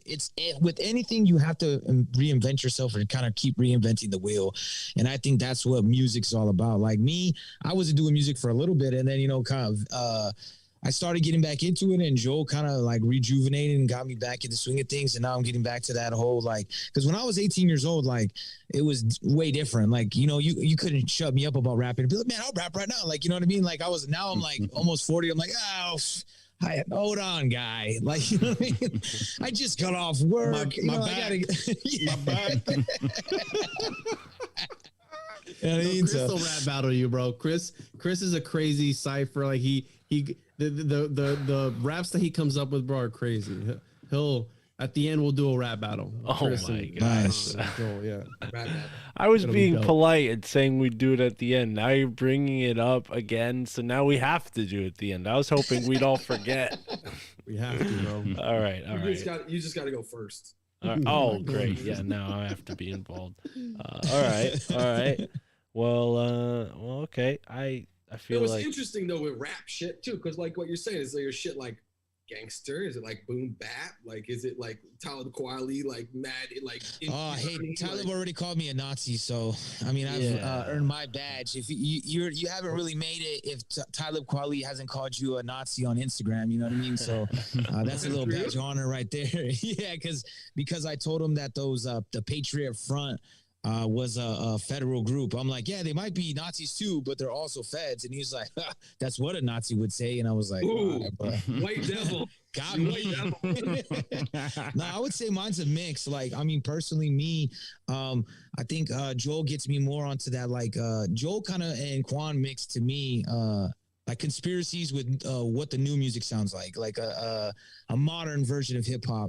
And I would say me, what there is more like, a little gritty. I'm more of a gritty, like kind of like in your face, like I grew up on underground hip hop. So, you know what I mean? Like I grew up battling, doing all that. So I'm a little gritty, but we could clean it up and Joe and Quan can go gritty. So like we're pretty well versed, like any style, man, like whatever they want, man. What the people want. Because like you see these guys like, and I'll be that guy, Jay-Z, right? But he can change his style with the times, with the culture as it shifts. And it's interesting because, like, race car drivers just go fast. Yeah. You know what I'm saying? I guess the game of football could change, I guess, over, but certain things are stagnant in that way. Sure. And other things are not, so it's an interesting thing. Like, look at painting. It's always, I like painting. So I like hip hop too, you watch them, the style, like it's like a wave clearly they say wave all the time, for that reason. It's interesting though. Cause I'm saying like you could approach this thing from so many different angles. So I was just, sure. I didn't know if you sounded like, Tribe or if you sound like fucking 5% Wu-Tang shit. I don't know. But the best way to check it out is, you could check out Sean Chris or Joel Thomas or Quan Duke on any streaming platform. Quick little free plug real quick. Well, and to that point, you guys are podcasters and musicians. So, I'm not sure how familiar you are with like what's happened in podcasting to ensure free speech. There's Adam Curry creating the 2.0 index, which is like a alternative index to what Apple had. Is there anything like that with music, like, or is that even like a worry? Like, would you guys get censored by Spotify if you maybe said some stuff about Fauci or whoever, maybe you backed Kanye in a song and put that out? Like, would that like, you know, get you, I don't know, blackballed or shadow banned on Spotify? And if so, are there like alternative platforms that people are using for music? Yeah. So yeah, as of right now, there really hasn't been any censorship on that front. So, I mean, and I'm pretty reckless. So I say I call names and I'm pretty wild with it. So I haven't had any issues. Even right during the middle of the pandemic, I was like, fuck the vaccine, like whatever, you know what I mean? So like careful. For me, I never really had any issues with any of that stuff. Now, granted, we have been looking into some things. It's funny you brought that up because Tony Merkel and I are actually working on developing a plan for that. So we'd like to create something that does give artists the option when the boot drops eventually, because I think it will happen. I think, you know, I don't know if it's going to happen tomorrow, but, you know, a few years from now, as censorship becomes tighter and tighter, I think that you're going to have to find a way to be able to stream music as well on you know, at least some sort of website or something that people can stream it similar to an app. So we've actually been talking about that. So yeah, I think as AI progresses, and I think it's as it's able to pinpoint those keywords within music, because they do it now with podcasts, right? You'll get a review on YouTube. Hey, you said XYZ. You don't even remember saying it, right? You don't even remember saying it. And then when you appeal it, they're like, no, we reviewed it and it's against our guidelines or whatever it may be. Go ahead, Chris. Juan, this is like, did you guys see this? This is another hip hop thing. Did you see the AI generated rapper that got signed by Atlantic Records? Yeah. Used the N-word and then got dropped by Atlantic in like a day. Canceled. Yeah. The AI used the N-word? In a day, this all happened, dude. Basically. Computers are not black people. It's insane, dude. That's insane to me, dude. That's hilarious. In the future, like, what happens when they don't disclose that it's an AI? They're just like, bitch, we're gonna start printing fucking money. Yeah, but what? Go ahead. He wasn't. He was AI, and it was all. But the actual raps were a rapper. It was written and performed by an actual rapper. Yeah. But the front end, the visual. But they had that whole like. But the thing that was even crazier is he was this rapper Flacco something was like also a big influencer on TikTok, and I think that's really a push for that whole VR world. What they're trying to get a lot of people into. I'm kind of trying to stomach this. Documentary on HBO Max right now called We Met in VR, and the whole entire documentary is in VR. It's really tough to get through. I've been trying just to like, you know, for research purposes, and I'm like, oh my God, man, I love VR. I'm going to actually jump in VR right now, guys. No, you got him started. Oh my God. He's like a double agent. No. So check this out, man. You know, I use this for research. I use this for research purposes. You're not researching anything. I understand that this is a game. There are people who live on this 24 hours. There is VR erotica. You're researching other humans in there? No. So listen, okay. Listen, it's a pastime. Just mind your business, Mark. Let me finish the point. Where there's erotica on this stuff. Where That's people like. There's full feedback suits where you can wear a suit, and wherever the avatar is touching you in the game, you feel it on your body. So what happens when they start putting like I know Chris just got the latest the glove for the Wait. Hold on. Yeah. Don't include Chris in this. Yeah, bro. You can't. First of all, you can't. The Kickstarter. You can't research. Wait. So I'm like wearing this like sick jumpsuit, right? This sick NASA jumpsuit, and I'm just getting jacked off at the post office by like dude in Indiana. I was Morpheus interviewing a toad. Okay, a frog. All right, dog.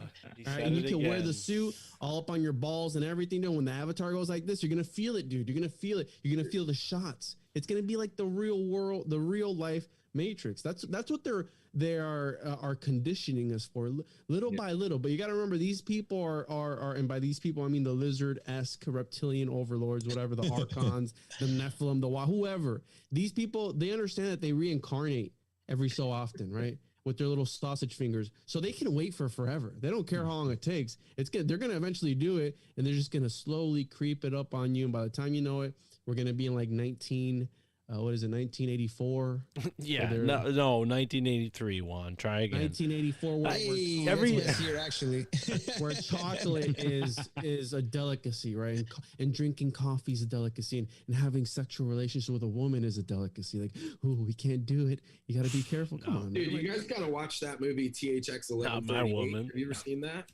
No, I've never seen that one. Nah. It's like Spielberg's first movie or whatever, and it's about this post-apocalyptic society that lives underground, and they don't know anything other than, and they just get fed pills, and like they live in these like weird white rooms that you kind of can't tell where the end of it is. It's like fucked up, dude. But it all feels like that shit you're talking about, Juan, where it's like you kind of don't.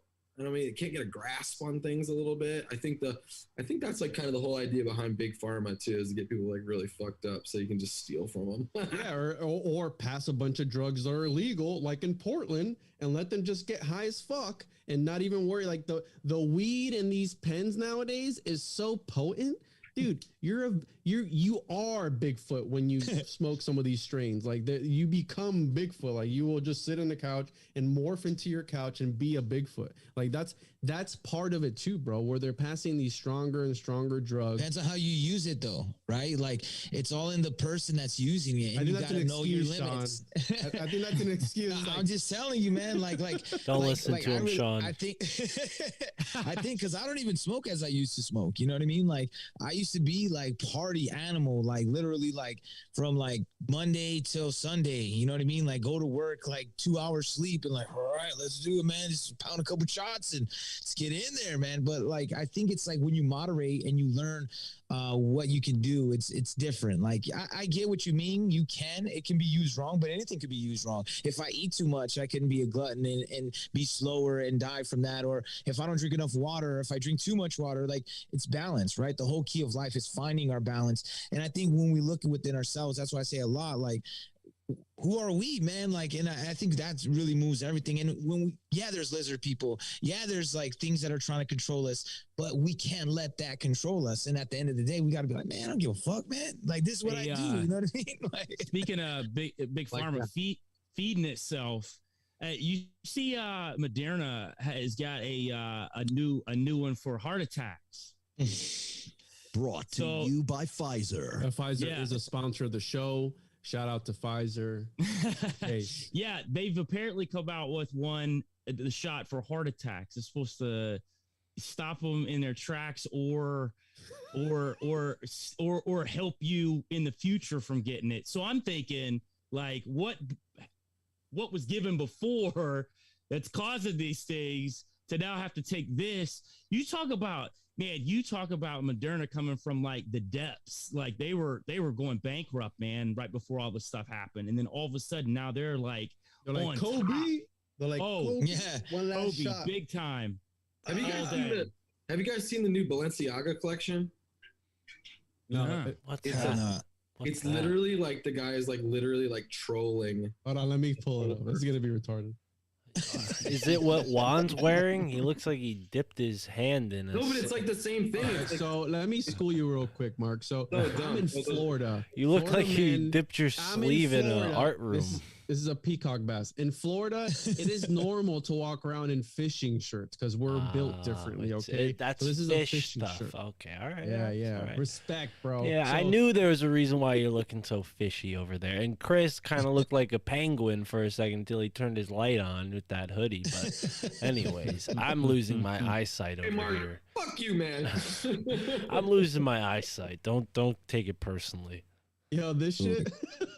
This I have one of those. This is Summer had one too. It's called a mannequin. Yeah, Balenciaga, the Crocs, Balenciaga, the Crocs, Balenciaga. Like, can you see through that? The shoes that look like socks. They like, yeah. They did a trash bag last year. Whatever. Yo, what was that? Hold up. Yo, what is this guy doing, bro? That's freezing, dude. Yo, that's Chris right now, dude. And what's up with the Crocs, man? I don't understand the Crocs, man. I just don't get it, man. Whoa, Sean, come on, bro. Come on, I can't get down with the man. I can't just get down with you, them, bro. man. You're gonna disrespect. It's me? all. I think it's only allowed in Florida. You know what I mean? I get it. You know what it Florida's is? like mandatory, right? You have to have them. I get it, but When you're a the dad, rest of it's mandatory. No, I'll Like, if tell you got what it kids is. I'll and tell you you live what in Florida, it it's is. mandatory. So the soles of our shoes that are rubber that are keeping us, blocked from the healing energy of the earth. It wasn't good enough to just go through the bottom surface. Now they make the whole shoe out of this rubber bullshit. So your leg, eventually you'll just be like a pirate with peg legs because your feet will be so. These are fresh though, right? Oh my God. yeah. Hey, why is that the new thing too? Is like it's kind of reminds you of like the 80s, in the early 90s where people were cutting their pants. Oh, and all these. If you're really rich and you want to buy like $2,000 sneakers, you don't have time to beat them up and write Balenciaga. Right. And also you got to blend in, all of these high priced, houses are in places with homeless people. They want to walk down the street without getting mugged. These are called the Chernobyl edition, the Chernobyl. So they're trying to desensitize you to like a nuclear warfare, right. Fallout S. Well, you see Yeezy's coming out with the new Holocaust 4, right? Wait, hold up. What? Juan, look at the latest Balenciaga. That one right there. Juan, go up a little bit. Up. The dark foot. That one right there. That's Kanye Balenciaga latest collection. Yeah, the SWAT team stuff. Look at that shit. Yeah, man, it's post-apocalyptic like moron wear. It's so amazing. It looks and he's so mad that everybody thinks that it's like apocalyptic wear. I'm like, dude, they're wearing like bags and stuff, and like it looks like he's like skinny people to feel tough. Isn't this great? Imagine Chris in this. He's like 5'2". Just imagine him. Yeah. Dude, I wouldn't need pants, dude. I do that shit pantsless, no problem. So those are Crocs boots. Those are Crocs boots by Balenciaga. It's like the Jack the Ripper boots or something. Yo, but these are fresh though. Hold on. No, they are kind of fresh. I saw these and I wanted a pair until I saw the price tag. Hold up. These are fresh as fuck, son. Yo, hold on, not these. Yo, we need a Kickstarter to get. How fresh are these, my dude? Yo, wow. Let's go, son. I'll rock these. Oh yeah. I don't care. Okay. That's what I'm saying, dude. The world is fucked, dude. Golly, but they're like $400. So I'm not. Oh, is that fishing in the front? Can see it in the back. Dude, they're like $900. The ones that I showed you, it's like the boot, bro. They're like $500, something like that. Something crazy. They're like $9. They're like over a rack, I think. Really? Yeah. And they have a trash bag.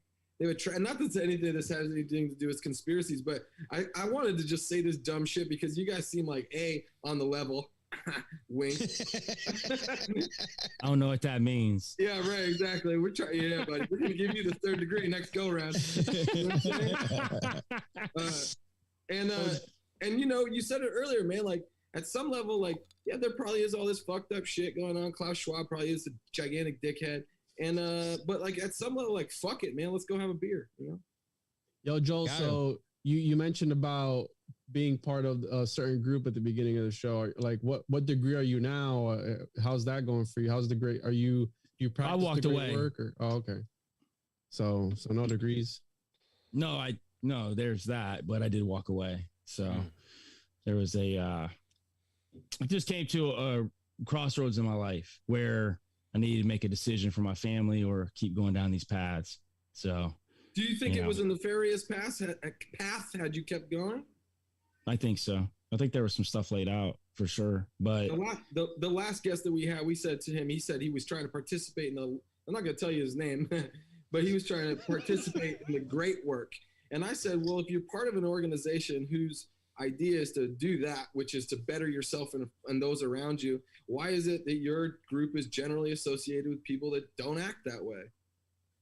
Let me tell you this, and just to get on that topic for a little bit, and I'm not shy to talk about it either. I don't go into a lot of like super details, but I'm not worried about talking about it. One because I will say this, probably in the 95 percentile, the guys that are part of it, it's just a fraternity, man. Like they look at it as a brotherhood. They're helping out the community. I know we did a lot of stuff for the community. So there's all that's involved. And most of the guys that get involved with it, they just think they're part of something that, hey, you know, I get a speeding ticket. I know so-and-so, my brother, that's a cop that could get it off for me or whatever. And I'm in this cool thing that nobody's, you know, really a part of. That's most of what you see. But in saying that, there is like a 5% threshold or maybe a little more of guys that know what's going on, that have worked their way up and they're a part of, you know, something else. One thing about Freemasonry is that's just kind of the gateway drug. It's kind of like weed, right?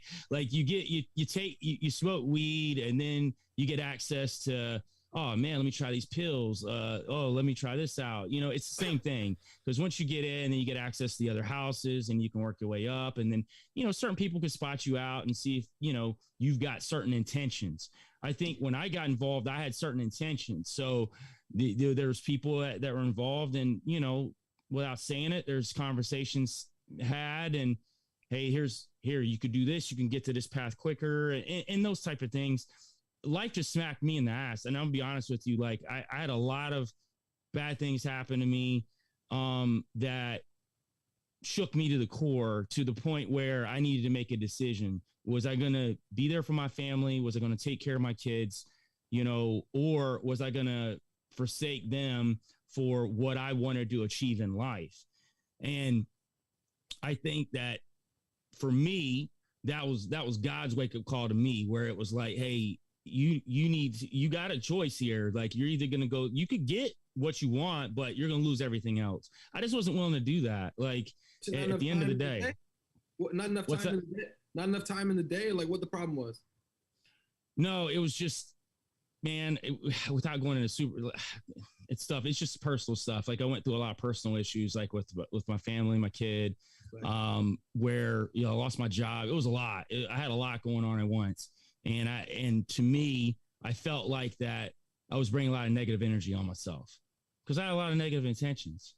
And I think that I needed to make a decision. And I'm glad that I did. You know, to be honest with you, I'm glad I'm walking the path I am now, and I've got great people that surround me now, and it just doesn't interest me anymore. Like it really doesn't. You had nefarious intentions to begin with, and that's why you got part of a certain organization. Well, not necessarily. I don't think that all of them knew that either. Like I just found a way in, you know, but ultimately my goal was, you know, money, fame. And I say that as just a precursor, but really it was the knowledges. I think ultimately I really enjoyed knowing things other people didn't know. You know what I mean? And that's fun. And even now it is, to an extent, where we dig and we find out things, and, you know, we spend a lot of time doing research. But again, I think I'm doing it from a different place, like, you know, for my soul. I'm just in a different, you know, mind frame, and I feel better. You know, I wasn't in a good place then, and I had a choice, and I believe I made the right choice. At least I hope I did. Look at that. Yeah, that sounds like you chose yourself and your family over others, which, yeah, that's interesting. I'm not as skeptical as Chris and Juan are, but, you know, then again, I did entertain the idea of becoming a Mason at one point in my life, and then a few months later, I became a podcaster, and I was like, yeah, screw that, I'm just doing this now. But yeah, it is interesting. I don't know if every lodge is cut from the same cloth, you know.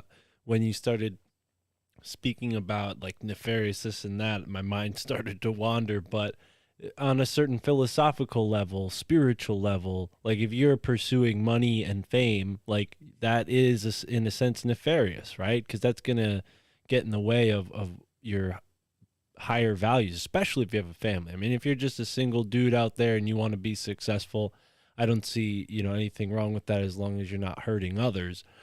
But, you know, if you're sacrificing, you know, the people you're responsible for to pursue this thing, yeah, it could definitely kind of weigh on your soul and your spirit. So I commend you for deciding to do that. And it doesn't sound all that much different from someone who who loves bowling and like has to give up bowling because they need to, focus on, it doesn't, Right. we're not necessarily implying that like Freemasons are an evil group of people, but it does seem like, any group in that sort of structural hierarchy has a cult aspect to it where maybe people are being coerced or manipulated to become something that maybe they wouldn't have naturally, right? And that can definitely add a nefarious quality to things. And yeah, I don't know. Chris has never admitted his own personal associations. We don't know for sure. He is born in the Caribbean, so he could be part of some voodoo cult that nobody's Illuminati heard of. confirmed.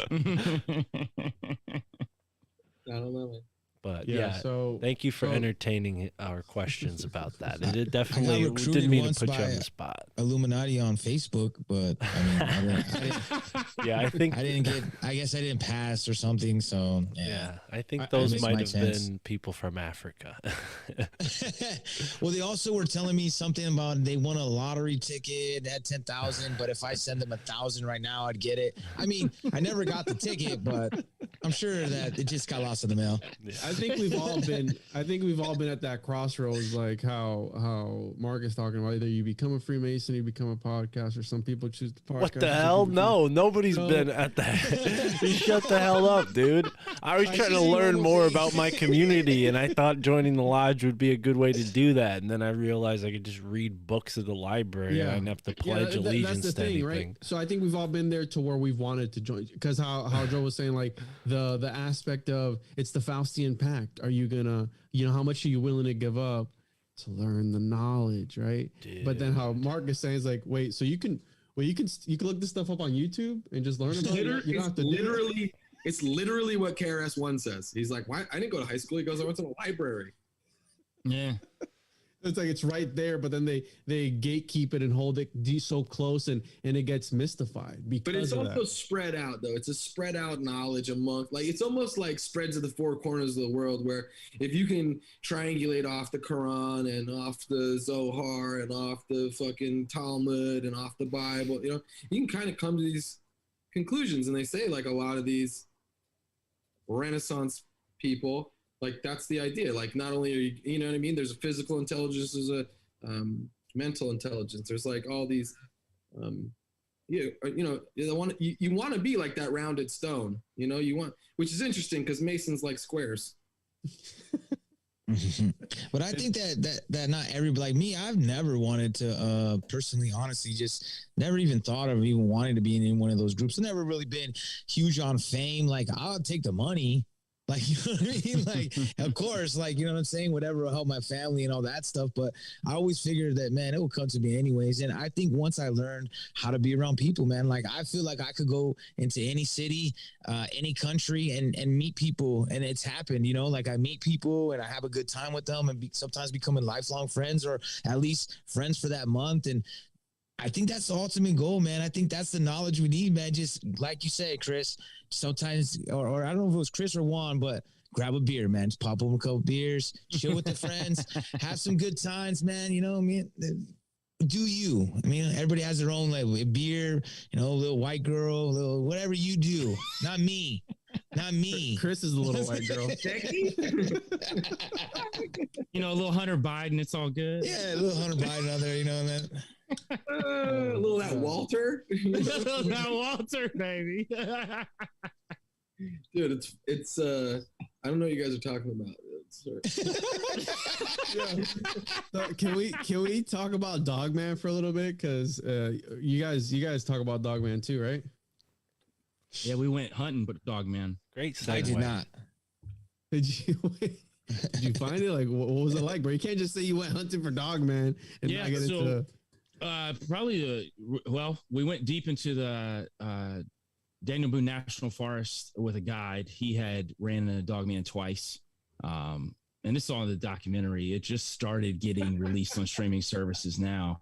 But we went deep into the Daniel Boone National Forest. And second day we were out there, Tony and the guy, they had walked up to look at they have these basins out there, right? So it collects water. It's for whatever animals are out there can get to water without having to get to the lakes. And he said, well, this could be a place that maybe we find something. While that was happening, I was walking straight ahead, and these trees, and when I say these are big trees, these are trees that we couldn't move. You know, these are, you know, big, you know, I'm gonna try to do it right here, but like I can't even get my hands around, you know what I mean? And I saw them shake to the core in front of me, and I don't know what shook them. I turn around and look, and Christian, one of the videographers, he's the director on these things.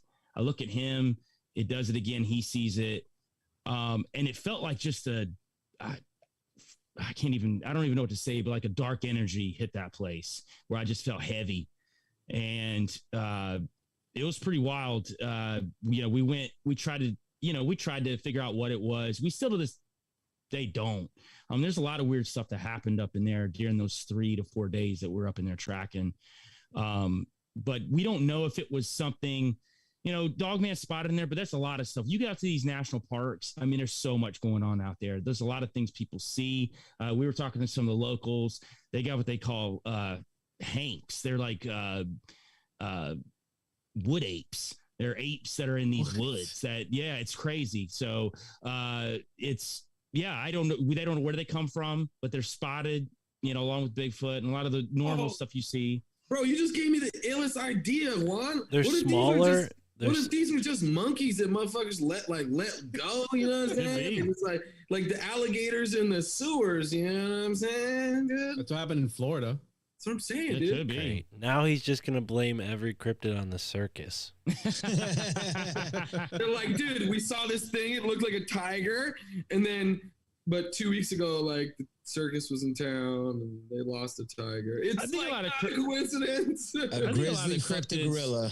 I think a lot of cryptids can be attributed to like metaphysical though too. So if you believe anything like esoteric and metaphysical stuff, I think a lot of things can manifest as well. So it's not necessarily something physical all the time either. I don't know if what I saw was necessarily physical. There's no tracks. There was nothing there.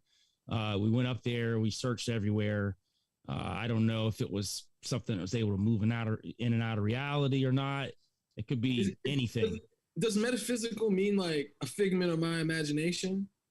I mean, it could be. You never know. No, it doesn't. I'm open to whatever, man. Like I just know I saw something weird. Dude, I want a T-Rex, dude. I want a T-Rex. If he said imaginary, then that would mean imagination, Chris. So keep your thoughts to yourself, Chris. Don't be thinking about no monkey men jumping from the. You said metaphysics. Metaphysics is like quantum reality. Quantum reality says that your observable reality is coming from your fucking mind, and so I'm not wrong, Mark. You son of a bitch. You get it again. Chris is trying to book his ticket to Daniel Boone National Forest. He wants to go meet some of these monkey men. I'm a big proponent in like quantum Bigfoot and all that. So, you know, as far as that goes. What's that mean? Like, quantum Bigfoot. I haven't heard that before. Quantum Bigfoot. Ron Moorhead, he's the one that has pulled up the Sierra Sounds. He's the one that was tracking Bigfoot back in the late 70s, like mid 70s. He's got a lot of crazy that he had a group. They went out there periodically deep in the woods, and he's come up with this theory called the quantum Bigfoot theory, that Bigfoot can move in and out of reality, essentially. Like they use a kind of a cloaking system. It's a frequency. They work at a different frequency than humans do. Kind of like a dog whistle, you know, like a dog whistle, a dog can hear it, but we can't hear it. Be the same thing with Bigfoot. Like Bigfoot could be right next to you, wouldn't know it because they've got some sort of frequency going on with their bodies. He said when they ran out and they heard Bigfoot in this area, he hit kind of a force field, like it stopped him. So they can manipulate things as well. According to him, though, they can slip in and out of using quantum physics, and they can move at rates that you don't notice. So, you know, when somebody's tracking a Bigfoot or they see Bigfoot tracks and they just seem to stop and there's no more tracks, he thinks they move into another dimension at that point, and they can move in and out of realities as using quantum physics. Is this what you were wanting? Damn. Chris? Yo, Mark, your mom's out here, son. This is what Chris thinks about. This is what Chris is anticipating. He's like, let's book a flight now. I want to go see these monkey men. Is that like the one below it, the Harry and the Henderson? Yeah, it's all good, bro. It's all good, dude. Because the original, what is it, the Patterson? She's got some honkers on her. You know what I mean? It's a female. That is, yeah. And hey, dude, I always cite that for non-believers of Sasquatch. Like, dude, they have a picture of it. I don't think anybody who is hoaxing a Bigfoot would have thought, oh, let me make a tits on the costume. Like, nobody's gonna go through the trouble of doing that. They're just gonna be a male. Balls on mine, bro. Yeah, everybody balls. wants to be a Just dragging. yeah. Everybody wants to be a big macho Sasquatch, you know. Nobody's gonna be like, oh yeah, let me hoax and have huge tits, you know. It's like all balls, no dick, though. Like, that's Yeah. like, hey, look at those balls. I don't know. I was convinced when I first saw that picture in Ripley's Believe It or Not. Jeez. So I remember growing up, being 6, 7 years old, remembering about how in Puerto Rico I was living at the time when because the chupacabra was a little bit different, because we're talking about like this interdimensional, maybe Nephilim descent. That was your uncle, right? He watched you guys after school. Your uncle Chupacabra.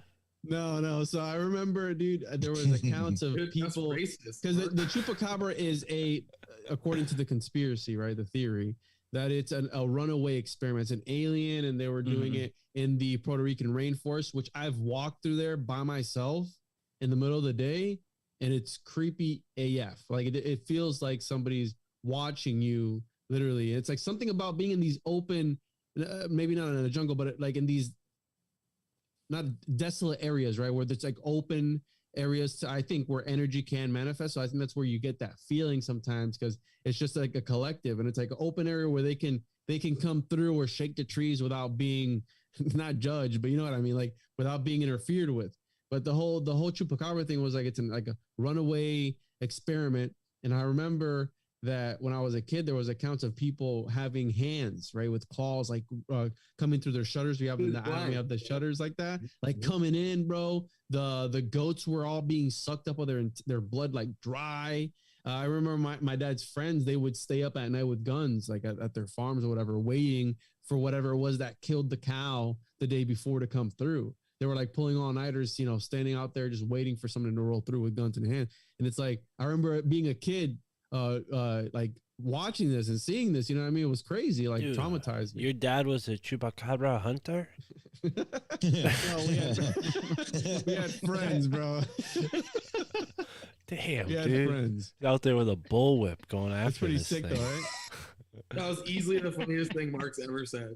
The Puerto Rican Van Helsing or some shit, where it's like, what are we doing today? We're hunting for chupacabras, bro. What if Like, this is all like, every day, dude. Hey, man, I'm Indiana Juan, bro. I'm here to catch some chupacabras. As a what if Puerto this was Rican, all like a DMT like trip though? Like, what if it's like a mechanism for like another being that when we come across these things we can't explain, that it's just some kind of DMT or hallucination that gets into our system, like we inhale right away, and then that's why people see so much crazy stuff. but you're not around something that can give you that dose all the time, though. Like No, they're I'm saying that emanating they're- it, like pollen like or something. imagine that there's an alien or an angel or whatever, and their defense mechanism is to hit us with a blast of DMT. And we see some craziness, and we're like, I don't even know, man. And then it's like, Oh, that's Then- ill, dude. That's like the I don't know.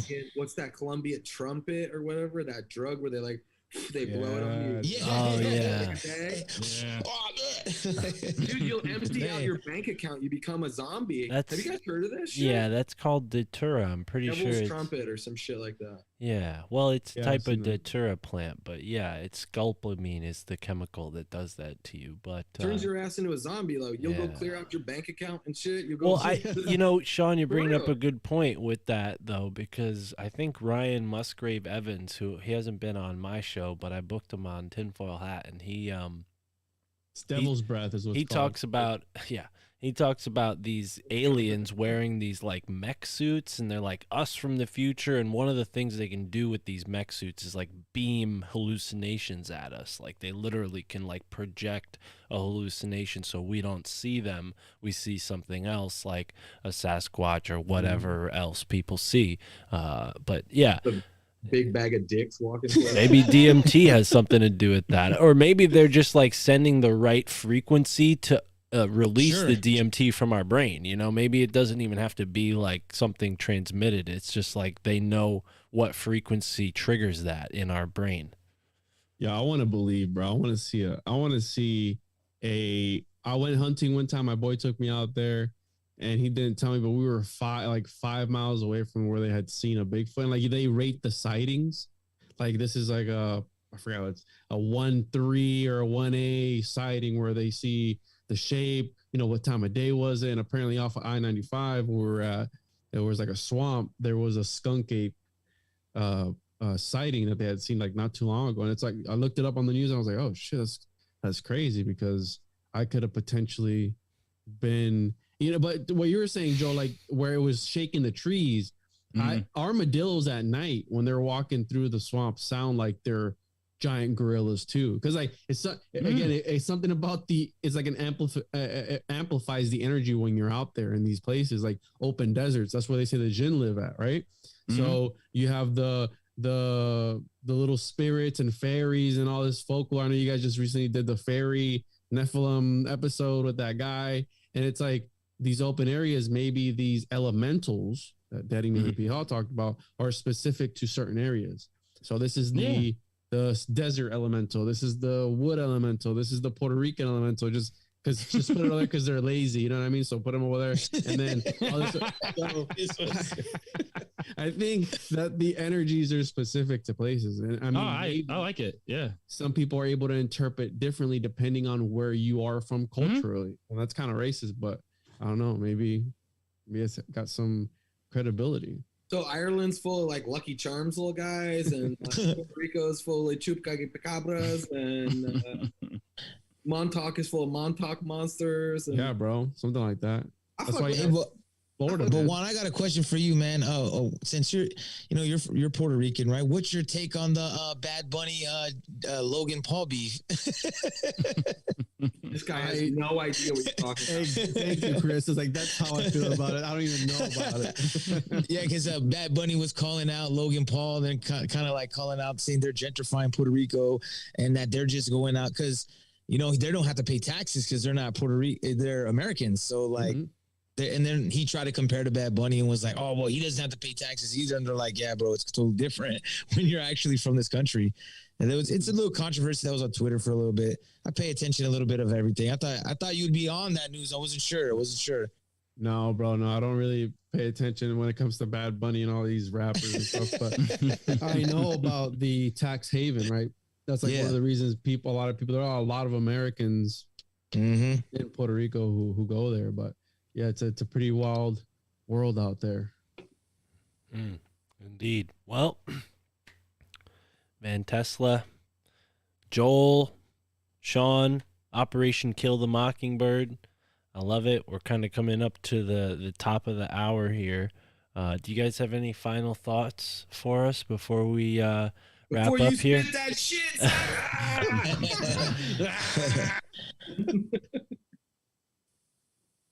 Mark, I asked them. I said, "Do you guys have any final thoughts?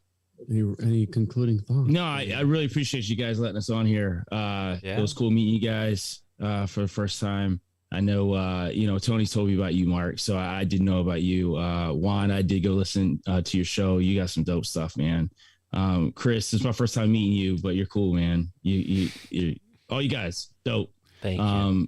You seem like you're like us, trying to find the truth, but at the same time have a good time. And I think that's what we got to do, man. Keep things kind of light for the average lurker, but still dig as hard as we can and find out what we can to help us combat what's going to happen in the future. Yeah, appreciate you guys having us on, man. It's been a blast, man. I like people like you guys that are just like hey, let's just talk some shit. Let's see what we come up with. Let's theorize on the fly, and who cares, man? Just have a good time, live life, love it. Indeed. Well said, man. Yeah, and agreed. It's been a pleasure talking to you both and having you on the show. As Chris said earlier, quite possibly our smartest guest ever to be on the show. I don't know what that says about the rest of our guests, but you guys are great. I think this has been an awesome conversation.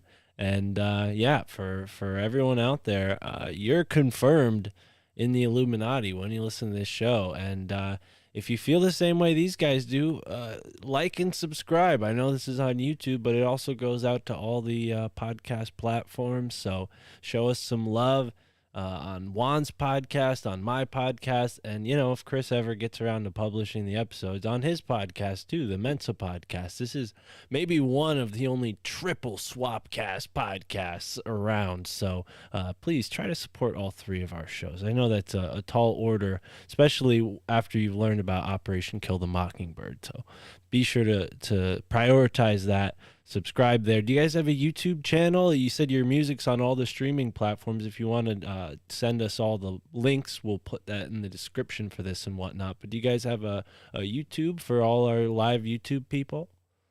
Yeah, we also the podcast is Kill the Mockingbirds. It's Operation Mockingbirds on Instagram because our last page got nuked. So yeah, so it's okay. The I apologize. No, you're good, man. I just wanted to put that out there because sometimes it gets, you know, when you get nuked, it is what it is. But yeah, we have the music channel, the Kill the Mockingbirds, and we also have YouTube, Van Tesla Music. You can get all Joel's music through Van Tesla Music, which also Instagram Van Tesla Music, and Sean, Chris, Joel Thomas, Quan Duke, or Van Tesla on Apple, Spotify, you name it.